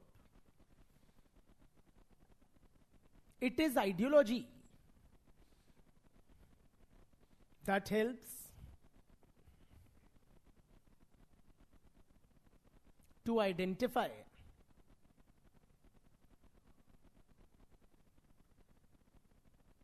the nature of the problem, comma, the ultimate objectives to be achieved,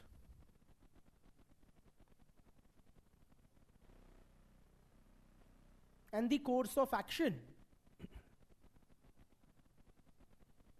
to be adopted.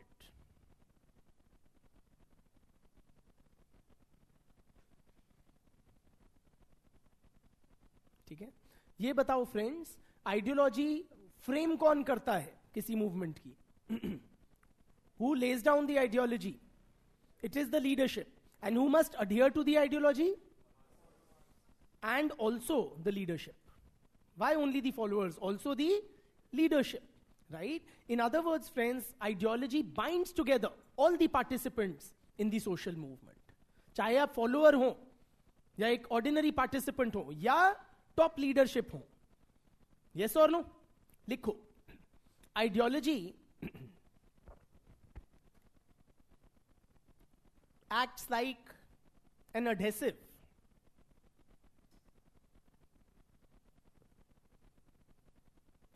that binds together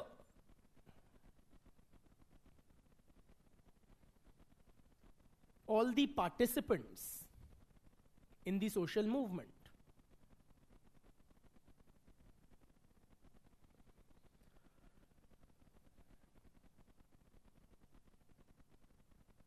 Full stop. It gives them a common sense of purpose,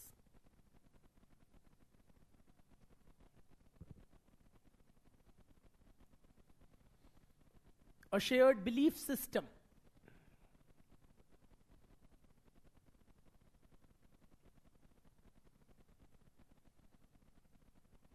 and also helps to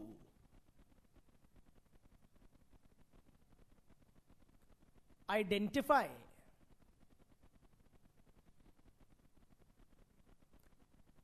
justify and rationalize the methods of the movement. Yes or no? For example, friends, the Naxalite ideology justifies the use of violence. The Gandhian ideology equally justifies the use of non-violent methods. ठीक?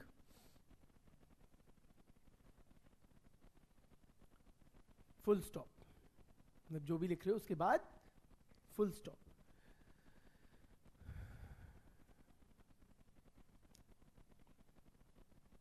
Therefore, ideology is regarded as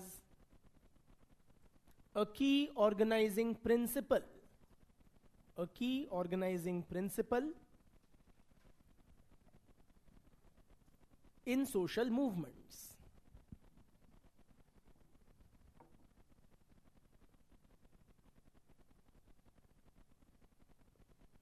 ठीक है? That is about ideology and social movements. Now let us discuss the challenges confronting social movements.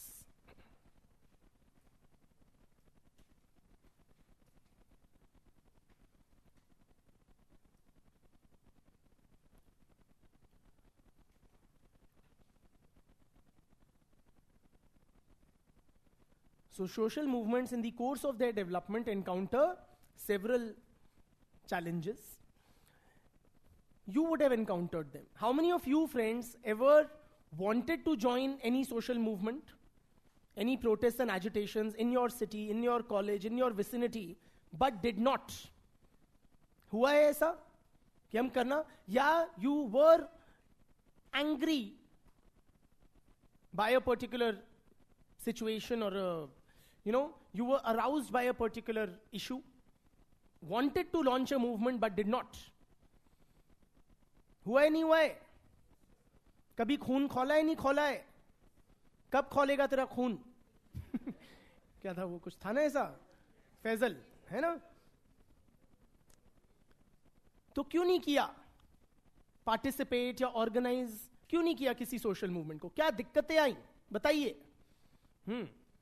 कभी मन किया होगा समाज बदल देना चाहिए, इतना अन्याय है हमारे साथ हो रहा है, whatever group we belong to, lower caste हैं या विमेन हैं या LGBT हैं, हाँ बताइए मुद्दा क्या था और क्यों नहीं, आपको क्या कठिनाई आई? निर्भया इंसिडेंट करना चाहते थे पार्टिसिपेट, उम्र नहीं थी और घर वालों की तरफ से अड़चन थी। हाँ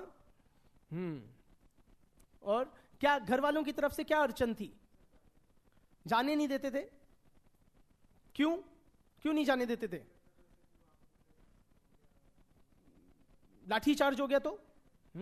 हाँ, you were called for an offline exam during college and you felt ki we should blow up the authorities who are taking such asinine decisions, but due to COVID we could not protest.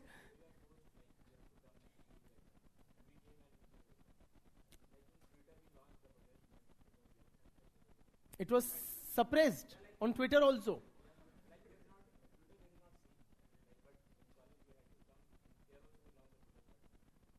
तो क्या दिक्कत आई? You when you launched that protest in college against offline exams during college during COVID, what challenges did you face? They मतलब the authorities. So they did not relent. The authorities did not relent, and as good students worried about their careers, we complied. We didn't have a students' body that would organize the protests. Bitya?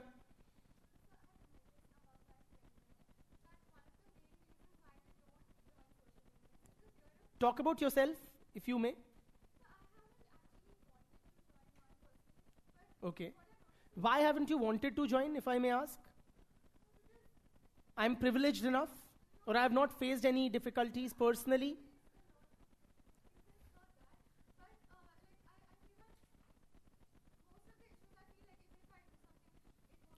Very importantly, even if I do something, it might not amount to anything. So, what will I rather do? I'll rather empower myself through other means, such as studying, doing brilliantly in this competitive exam. A lot of things which I am confronting might then be taken care of.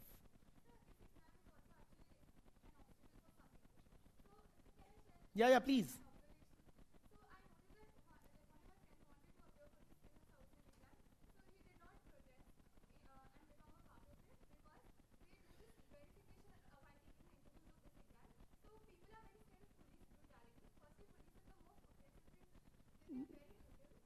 But I don't understand, that was like an individual thing, right? Why will he face police brutality? Well, acha, people are wary of protesting, fearing police brutality. Absolutely.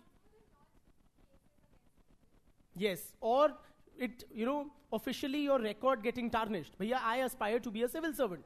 I can't afford to have my name as a Hurdangi in police records. Yes.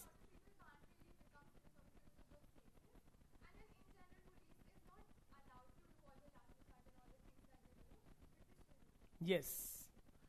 So the state uses its strong arm tactics to suppress dissent.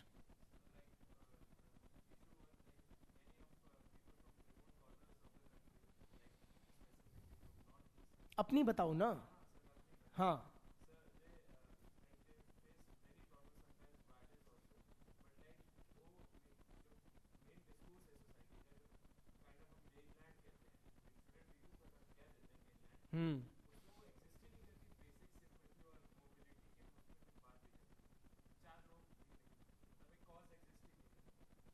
So the cause does not resonate with a wider demographic or a wider audience. Huh? Bitya? So they were this thing with the college administration. And they had everything planned out. The night before the protests. one of the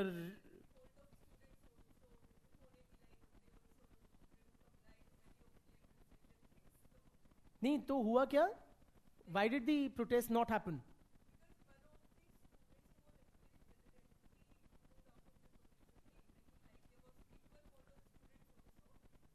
So one of the leaders basically changed his mind, or her mind. So the protests were, what we learn from here, protests can be quite leader dependent, right? So if the leadership is in any way compromised, say co-opted, it will also affect the movement. Bitia. हाँ, college protests again, mess food, hostel time बढ़ाइए, हाँ,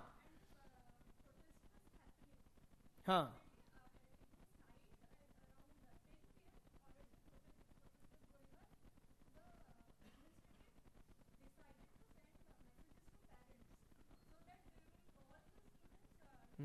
So girl students were protesting to increase the curfew timings, you know, and the parents were involved by control mechanisms.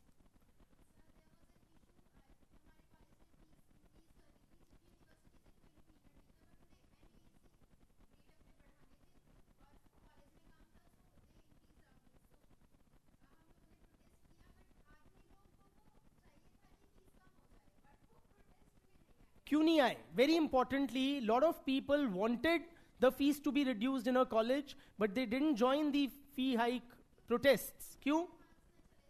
Marks ना चले जाएं और some negative repercussions. Beyond college किसी ने नहीं कुछ सोचा. With due respect to college level concerns as well, हाँ, कुछ सामाजिक तौर पे, हाँ. During Pulwama attack, हाँ.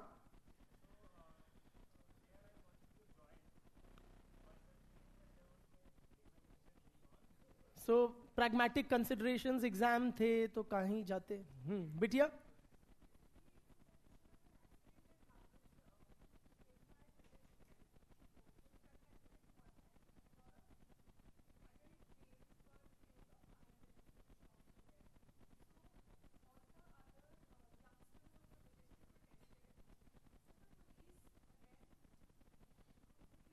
So police brutality basically.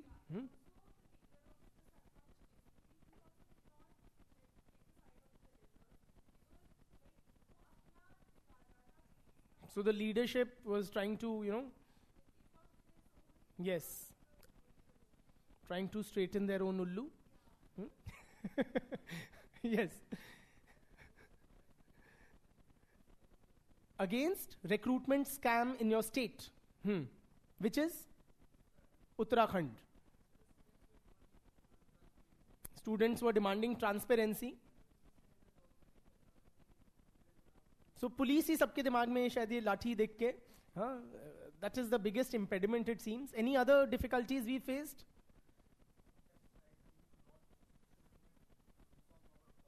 He wants to launch a social movement to reform the polity. Yes. What can I do alone? Really? So why don't you think of involving a broader audience?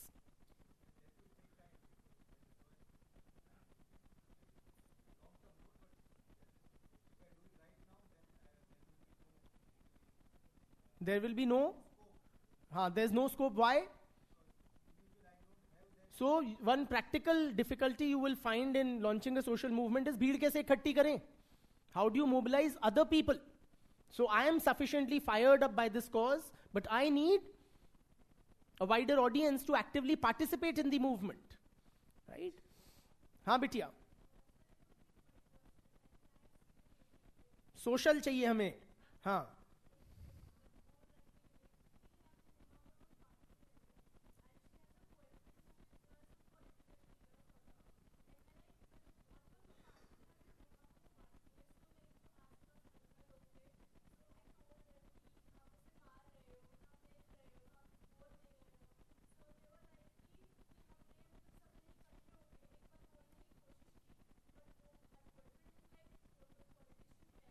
ठीक है.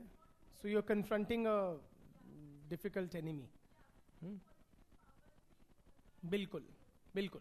Thank you, friends. Yes, so these are all pragmatic, on the ground difficulties that we encounter. Let us see what all challenges do social movements face. They are as follows. One is, friends, resource mobilization. So, of course, any movement requires massive resources. पैसा लगेगा, कहाँ से आएगा? अपनी जेब से दूंगा? नहीं दूंगा. जनता से मोबिलाइज करूंगा? कैसे करूंगा? लोग मुझे क्यों देंगे? Yes or no? पैसा चाहिए, people चाहिए, media attention चाहिए. Whatever resources are required to mobilize them is a daunting task. दूसरी बात, inertia. Inertia is what? छोड़ना यार. Simply, friends, we become complacent with the prevailing arrangements, even if we are disadvantaged in them. People tend to, not doing anything has its own appeal. Yes or no? It takes a lot to act. Yes or no? So people develop a certain sense of comfort with the prevailing social arrangements, even if they are disadvantaged. So there is some sort of an internal inbuilt resistance to change. ठीक? तो अगर मैं गरीब हूं या मैं worker हूं, class inequality है, एक्सप्लॉइटेशन है, as Marx would tell me, but then I accept it. कि अब है तो है. Yes or no? Another challenge is the legitimacy of the prevailing social order.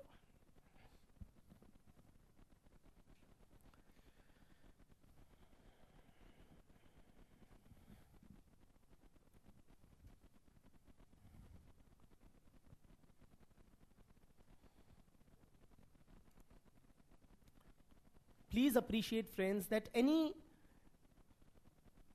arrangements which have been in place for a long period of time, they develop a legitimacy of their own. Yes or no? By the mere fact that they have been practiced for a long period, they appear to be palatable or natural or just and fair. Are you with me?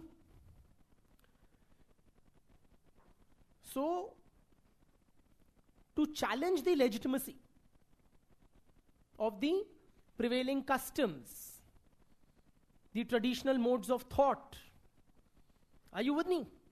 Or the social structures as they exist, is a daunting challenge.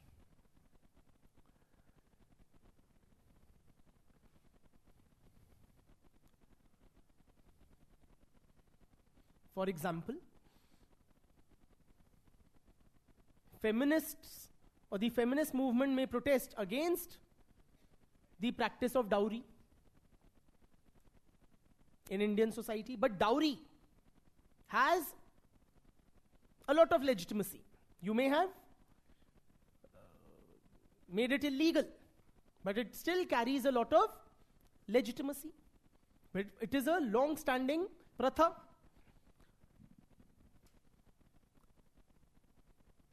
So क्यों dowry देते हैं? बिटिया का हक दे रहे हैं उसको. My son will get the immovable property. The movable property I am giving to the daughter. So utensils हो गए, jewelry हो गए, I'll give to the daughter as her share in the parental property. Yes or no? While my land, etc., will go to the son. Because it's the daughter will move out of the house. So she should take with her that which she can from the parental assets. सही है या नहीं है? हमारे बाप दादा भी देते थे, सैकड़ों सालों से देते आए हैं. इसमें कितनी भी फेमिनिस्ट बहस कर लो, कि नहीं होनी चाहिए, इलीगल है, कमोडिफिकेशन है, ये है वो है. सही है नहीं है डाउरी, है ना, ये सब लेंगे, यही सारी जस्टिफिकेशन देंगे.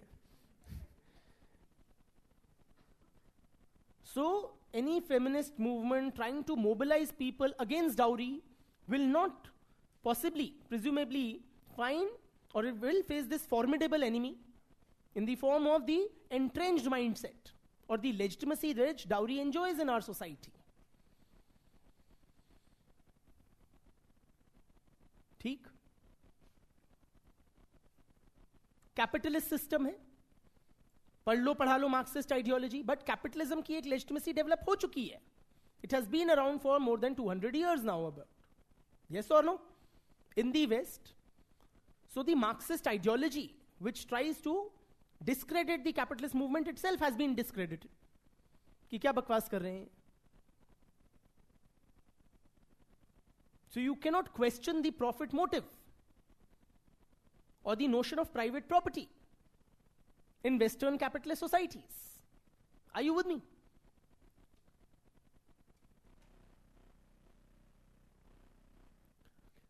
Another challenge we encounter is the free rider problem.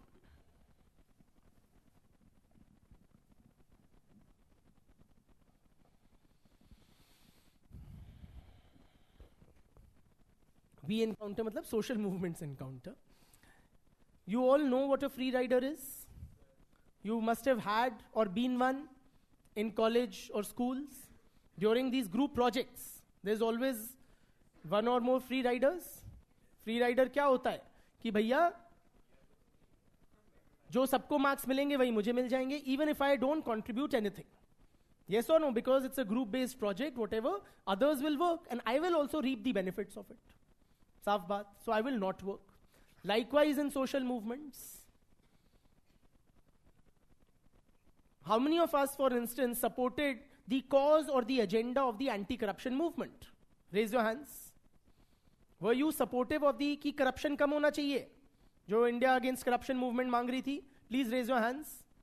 Yes, many of us. But कौन जाएगा लाल किले की धूप में, wasting a full day? बाकी लोग जा तो रहे हैं. Yes or no? So मैं अपने एयर कंडीशनड कमरे में बैठूंगा, फेसबुक पे कर दूंगा like. Anna Hazare. So we want the benefits or the outcome of the social movement but are not willing to actively participate or put in effort. Yes or no? Now as more and more people start thinking in this manner, what will happen to the crowds on the ground? They will dwindle. Are you with me? So this is another problem. People may be inspired by the agenda of the movement but may not be willing to actively participate.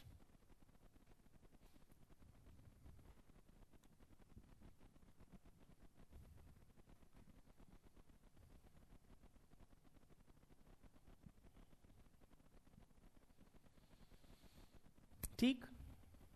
Another problem that we encounter is repression by vested interests.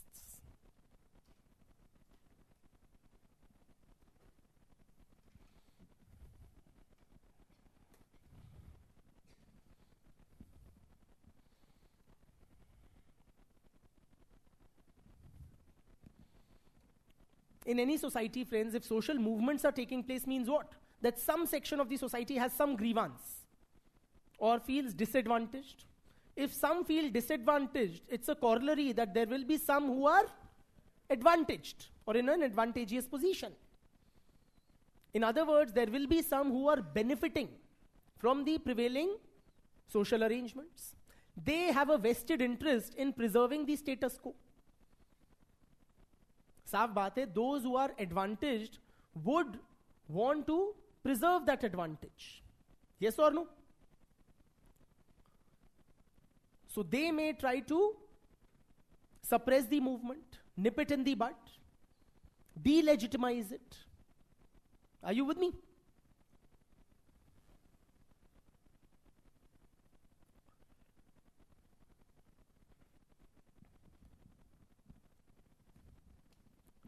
Also, friends, may I? Okay, I'll wait.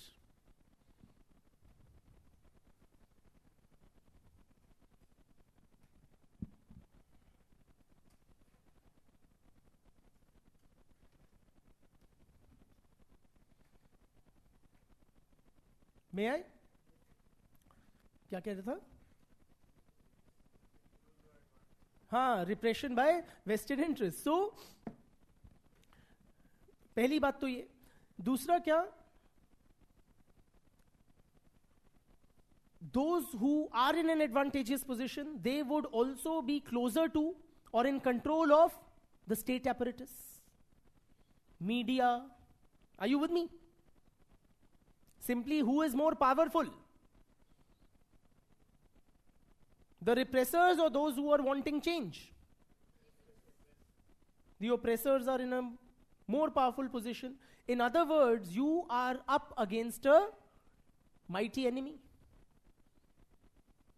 Yes or no? The LGBT rights movement is up against the heteronormative society. The feminist movement is fighting the patriarchal society. Yes or no? The anti-caste movements are up against the higher castes. So you will find heterosexuals, higher castes, capitalists, so on and so forth, who would be in positions of power. तो वो अपना status maintain करने की कोशिश करेंगे, वो चाहेंगे व्यवस्था ना बदले, और आप यहां से जो एफर्ट्स कर रहे हो उनको डीलेजिटिमाइज करेंगे, सप्रेस करेंगे. ठीक?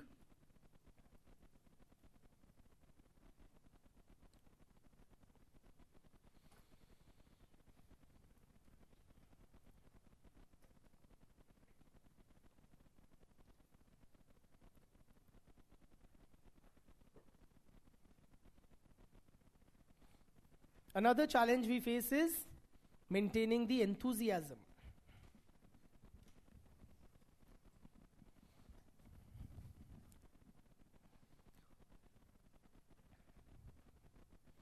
Please appreciate, friends, people may be aroused to action. People may be very devoted to a cause. But the moot question is, for how long? It becomes very challenging for a social movement to keep participants enthused enough for long drawn periods of time. Are you with me? भैया नहीं होनी चाहिए देश में corruption. एक बार चले जाओगे रामलीला, 2 बार चले जाओगे, 4 बार चले जाओगे, बट कब तक? Eventually, what would happen? Some sort of a fatigue would start setting in. Crowds would start dwindling. Are you with me? Particularly if the state is, unresponsive to the demands. The movement may tend to peter out or fizzle out. Are you with me? People simply are, far more concerned about their day-to-day issues. Bread and butter issues. मैं daily धरना प्रदर्शन करूंगा या अपना काम करूंगा कि अपनी रोजी रोटी कमा सकूं? काम करूंगा. तो धरने पे मैं कितना आ पाऊंगा और इतना मोटिवेटेड रहूं कि धरनों पे बार बार आता रहूं? Yes or no? Even in the freedom struggle, you must have read, they use this strategy STS. Struggle, truce, struggle. Those truce periods were so that people could get on with their day-to-day lives. साफ बात है, you can't keep people enthused for prolonged periods of time. ठीक? So that is another challenge that social movements face.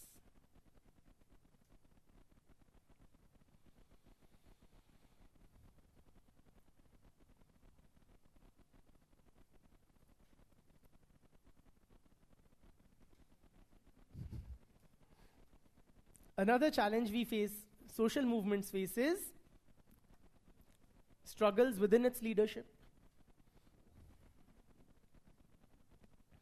Matlab, there may be internal conflicts. Now, why people may struggle? They may struggle for leadership position in the movement, especially when it gains greater traction, because it can give you a larger public profile as the movement becomes more successful. Yes or no? It can give you media coverage. TV पे आओगे आप, किसका चेहरा चमकना चाहिए TV पे? केजरीवाल का या किरण बेदी का या whatever. Are you with me? So people may want to hog the limelight, get credit for the success of the outcome of the movement. There may be ideological differences between the leaders. Yes or no?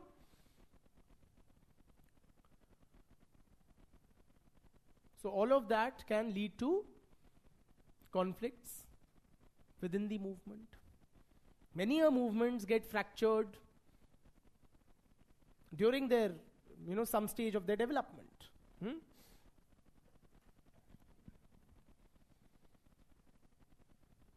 Another problem that social movements encounter, friends, that oftentimes social movements are led by charismatic leaders. And why should that be a problem?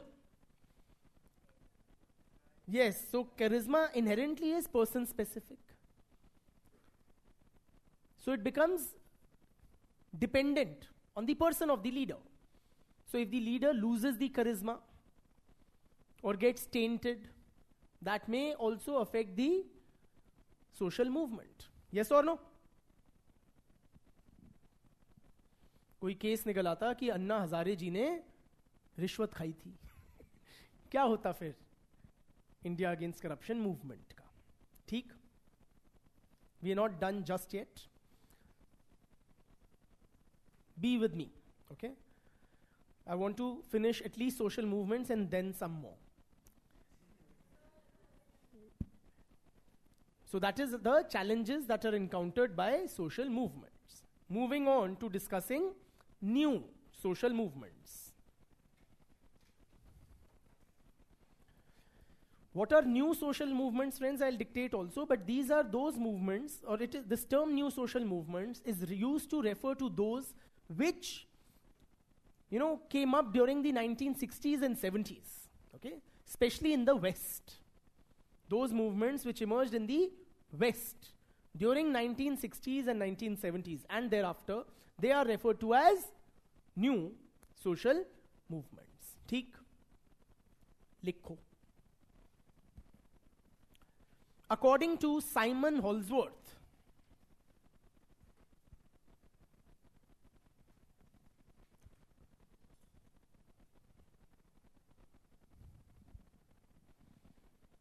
the term new social movements refers to those social movements which emerged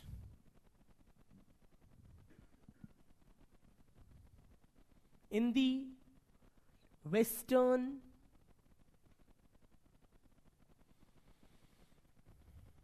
liberal democratic societies.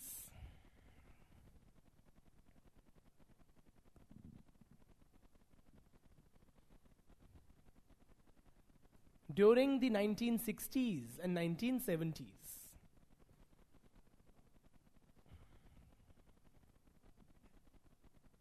Bracket में लिखो and thereafter. And thereafter. During 1960s and 70s and thereafter. Full stop. These new social movements challenged the prevailing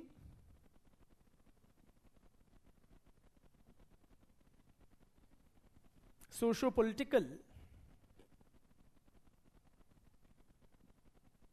and cultural arrangements, challenge the socio-political and cultural, the prevailing socio-cultural and socio-political and cultural arrangements of advanced capitalist societies. Of advanced capitalist societies. ठीक. Why are they called new social movements? What was new about them? These movements were new in a variety of ways as follows. So one thing that was new about them, friends, was the questions or the issues that were taken up.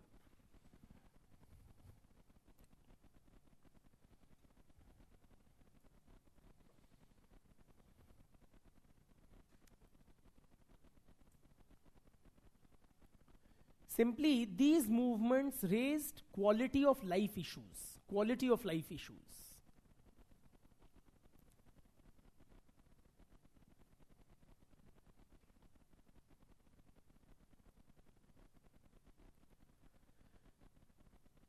See, new social movements were broadly of two kinds. Two kinds of issues were raised. One were those which concerned the whole of humanity.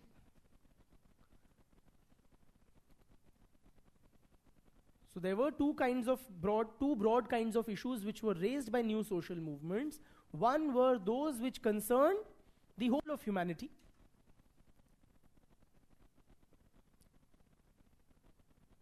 Such as the nuclear disarmament movement.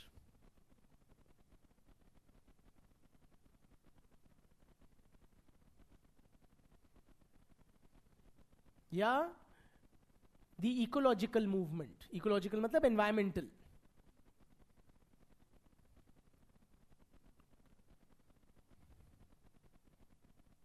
या movement for world peace. ये सब किसको affect करती हैं? पूरी दुनिया को. ठीक. The other were those which concerned the rights of the marginalized sections of the society.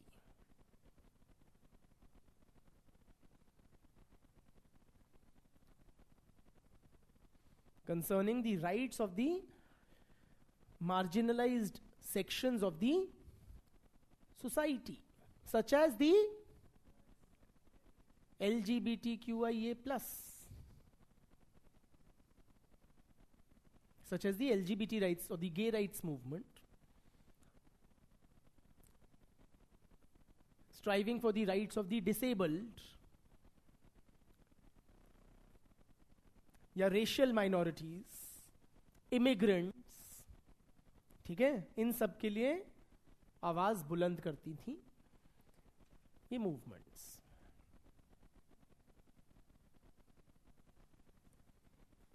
A logical question is, there must be some old social movements. Old were which? Old were those movements which were, movements like the trade union movement, the working class movement, peasant movements. These are regarded as old movements.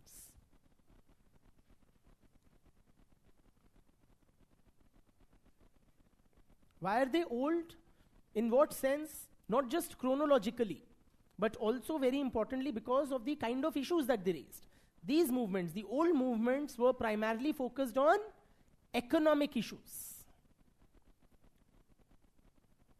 The old movements were primarily focused on economic issues, but the new movements were focused on quality of life issues. मतलब new movements जो है ना, they are considered as post-materialistic concerns. Post-materialistic. New social movements expressed post-materialistic concerns.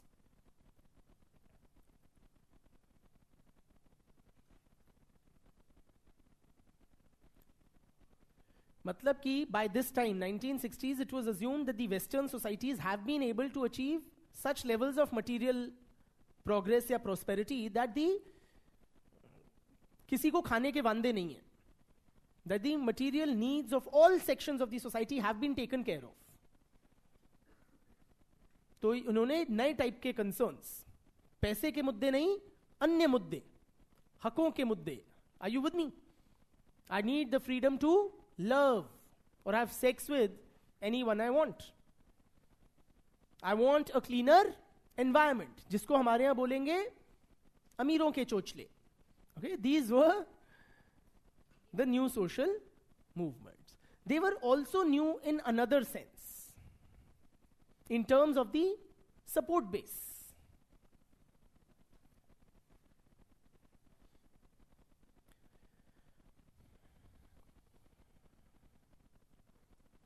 Support base in the sense, the participants in these new social movements were young. They were typically young. Young matlab from 18 to 30 years of age. Itne young. Theek? In the old social movements, the participation was from, relatively older demographics. Not just in terms of age, but also their occupational profile. ये जो new social movements में जो participants थे, they typically belong to the new middle class. The participants belong to the new middle class working in the service sectors.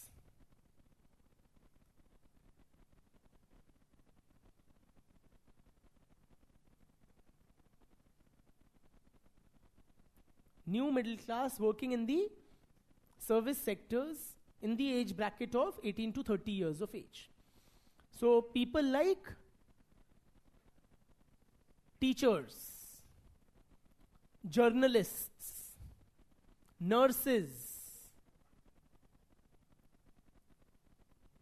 In other words, पढ़े लिखे लोग, right? Not the those who work with their hands, NGO activists, etc. Bilkul. They were also new in the sense that these movements were far more decentralized.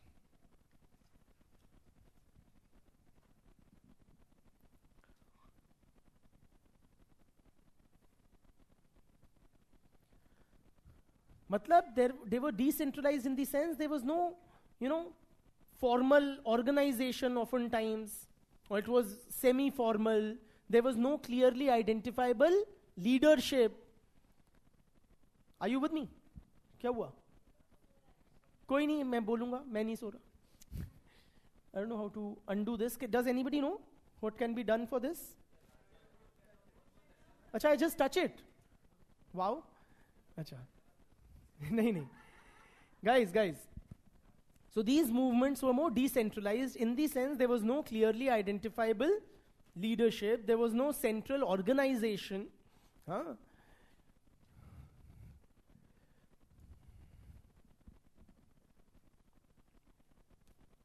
For example,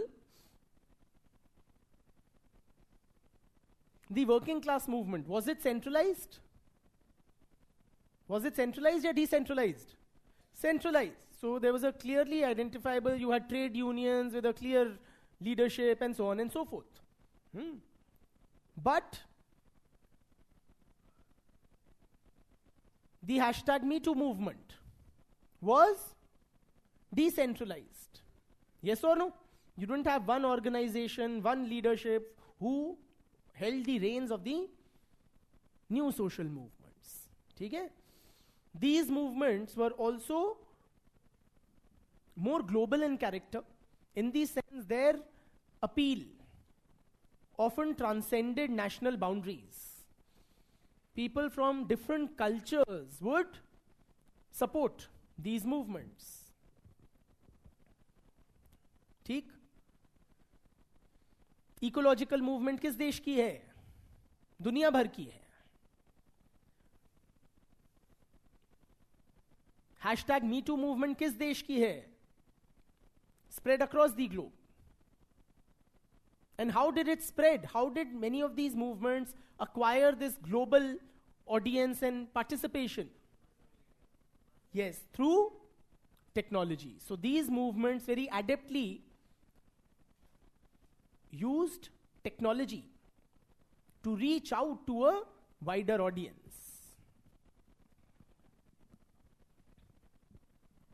Say in the case of hashtag BLM movement, hashtag Me Too movement, it was social media.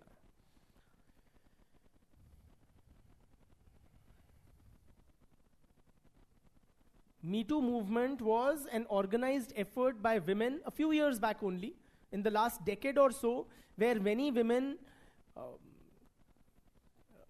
came out with their personal experiences of having faced sexual harassment. Okay? And it became it caught on globally. It started on kind of on Twitter. Okay? And then you had protests, etc. on the ground also. So, basically earlier, the sexual harassment was considered there was a lot of victim blaming. So if office में 20 औरतें काम करती हैं, आप ही को क्यों छेड़ा? You must have provoked, you must have dressed provocatively, तुम हंस के ज़्यादा बात करती हो, so on and so forth. Okay, but with this movement, it was realized that Me Too, that sexual harassment is very commonplace. So ordinary women and they came up कि भैया Me Too, मेरे साथ भी हुआ है, मेरे साथ भी हुआ है. It is not so rare. It's not आपकी गलती कि आपके साथ हुआ है. So that was what the movement was about. So that is about new social movements. And what do you call? Don't look at me so expectantly. This concept of new social movements has also been criticized by scholars like Cohen and Rai.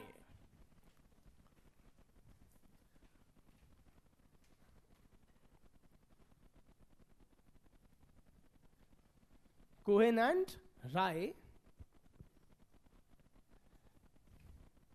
they are very critical of this category of new social movements because their argument is basically that the new social movements are not too different from the old social movements.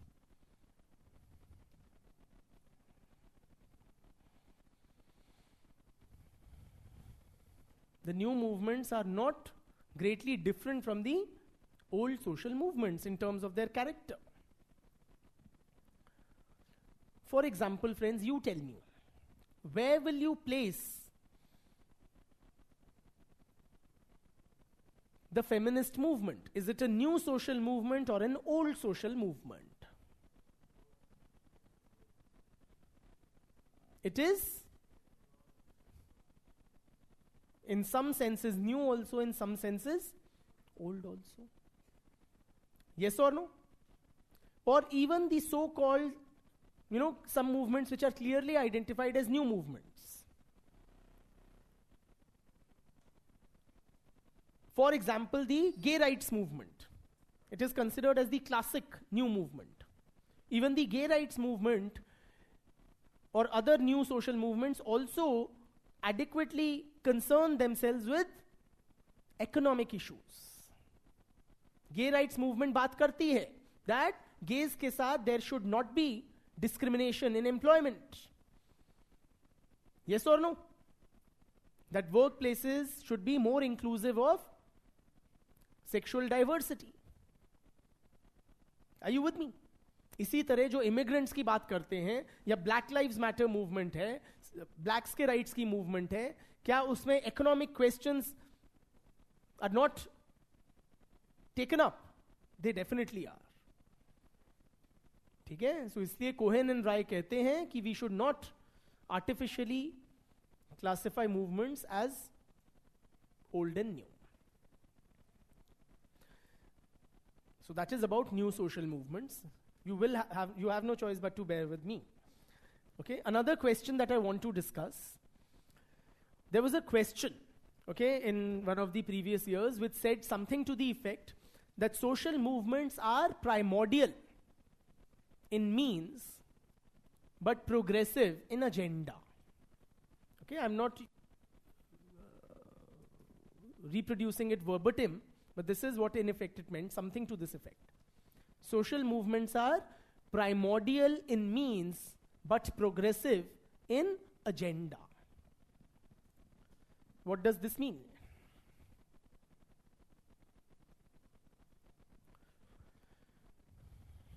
Are the means of a social movement primordial? What do we mean by primordial?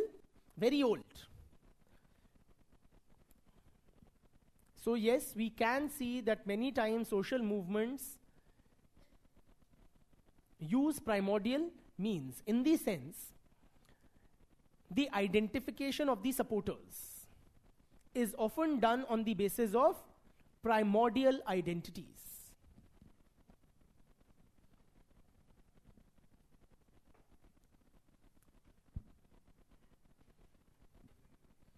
The identification of the participants or the supporters is often done on the basis of primordial identities.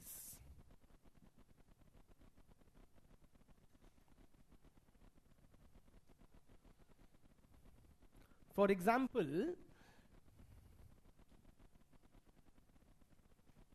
around identities like caste, या religion, yes or no? या ethnicity, या tribal identity.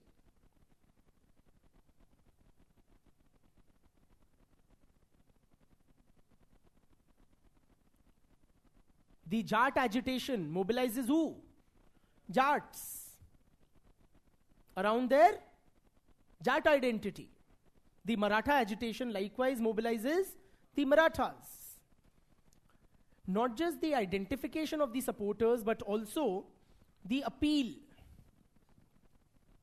the rationale or explanation is often also in primordial terms.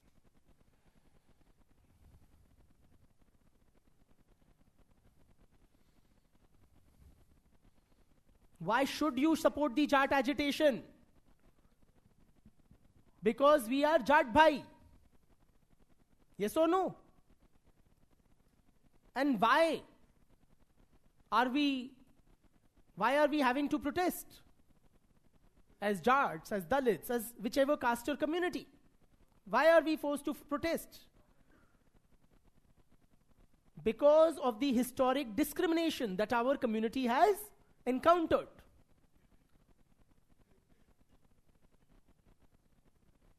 So historically, in Hindu society, we have been denied equality, we've been denied access to the state apparatus, education, etc. Yes or no? Frequently, social movements also use pre-modern methods.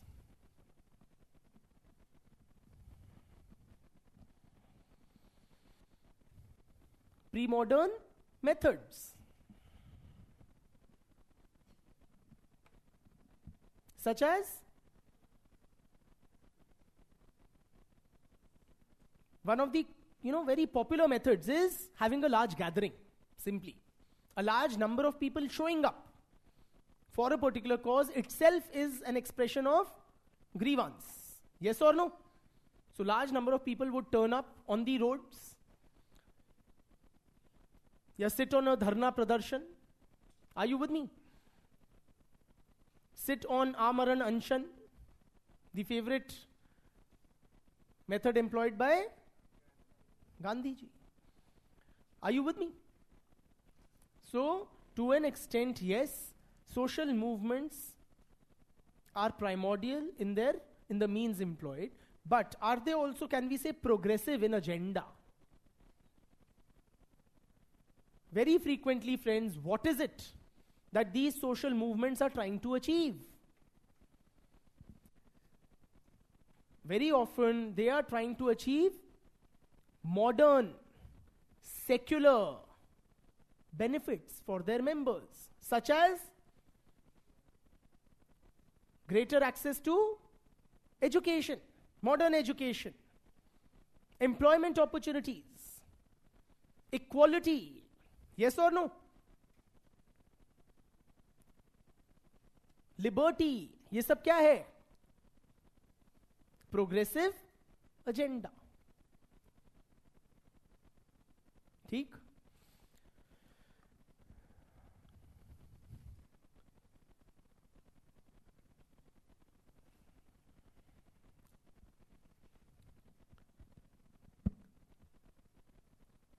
Is it always so that the methods are primordial, the means are primordial, but the agenda is progressive? Is it always so? Logically socho. Are the means always this, old type or pre-modern type? Not necessarily.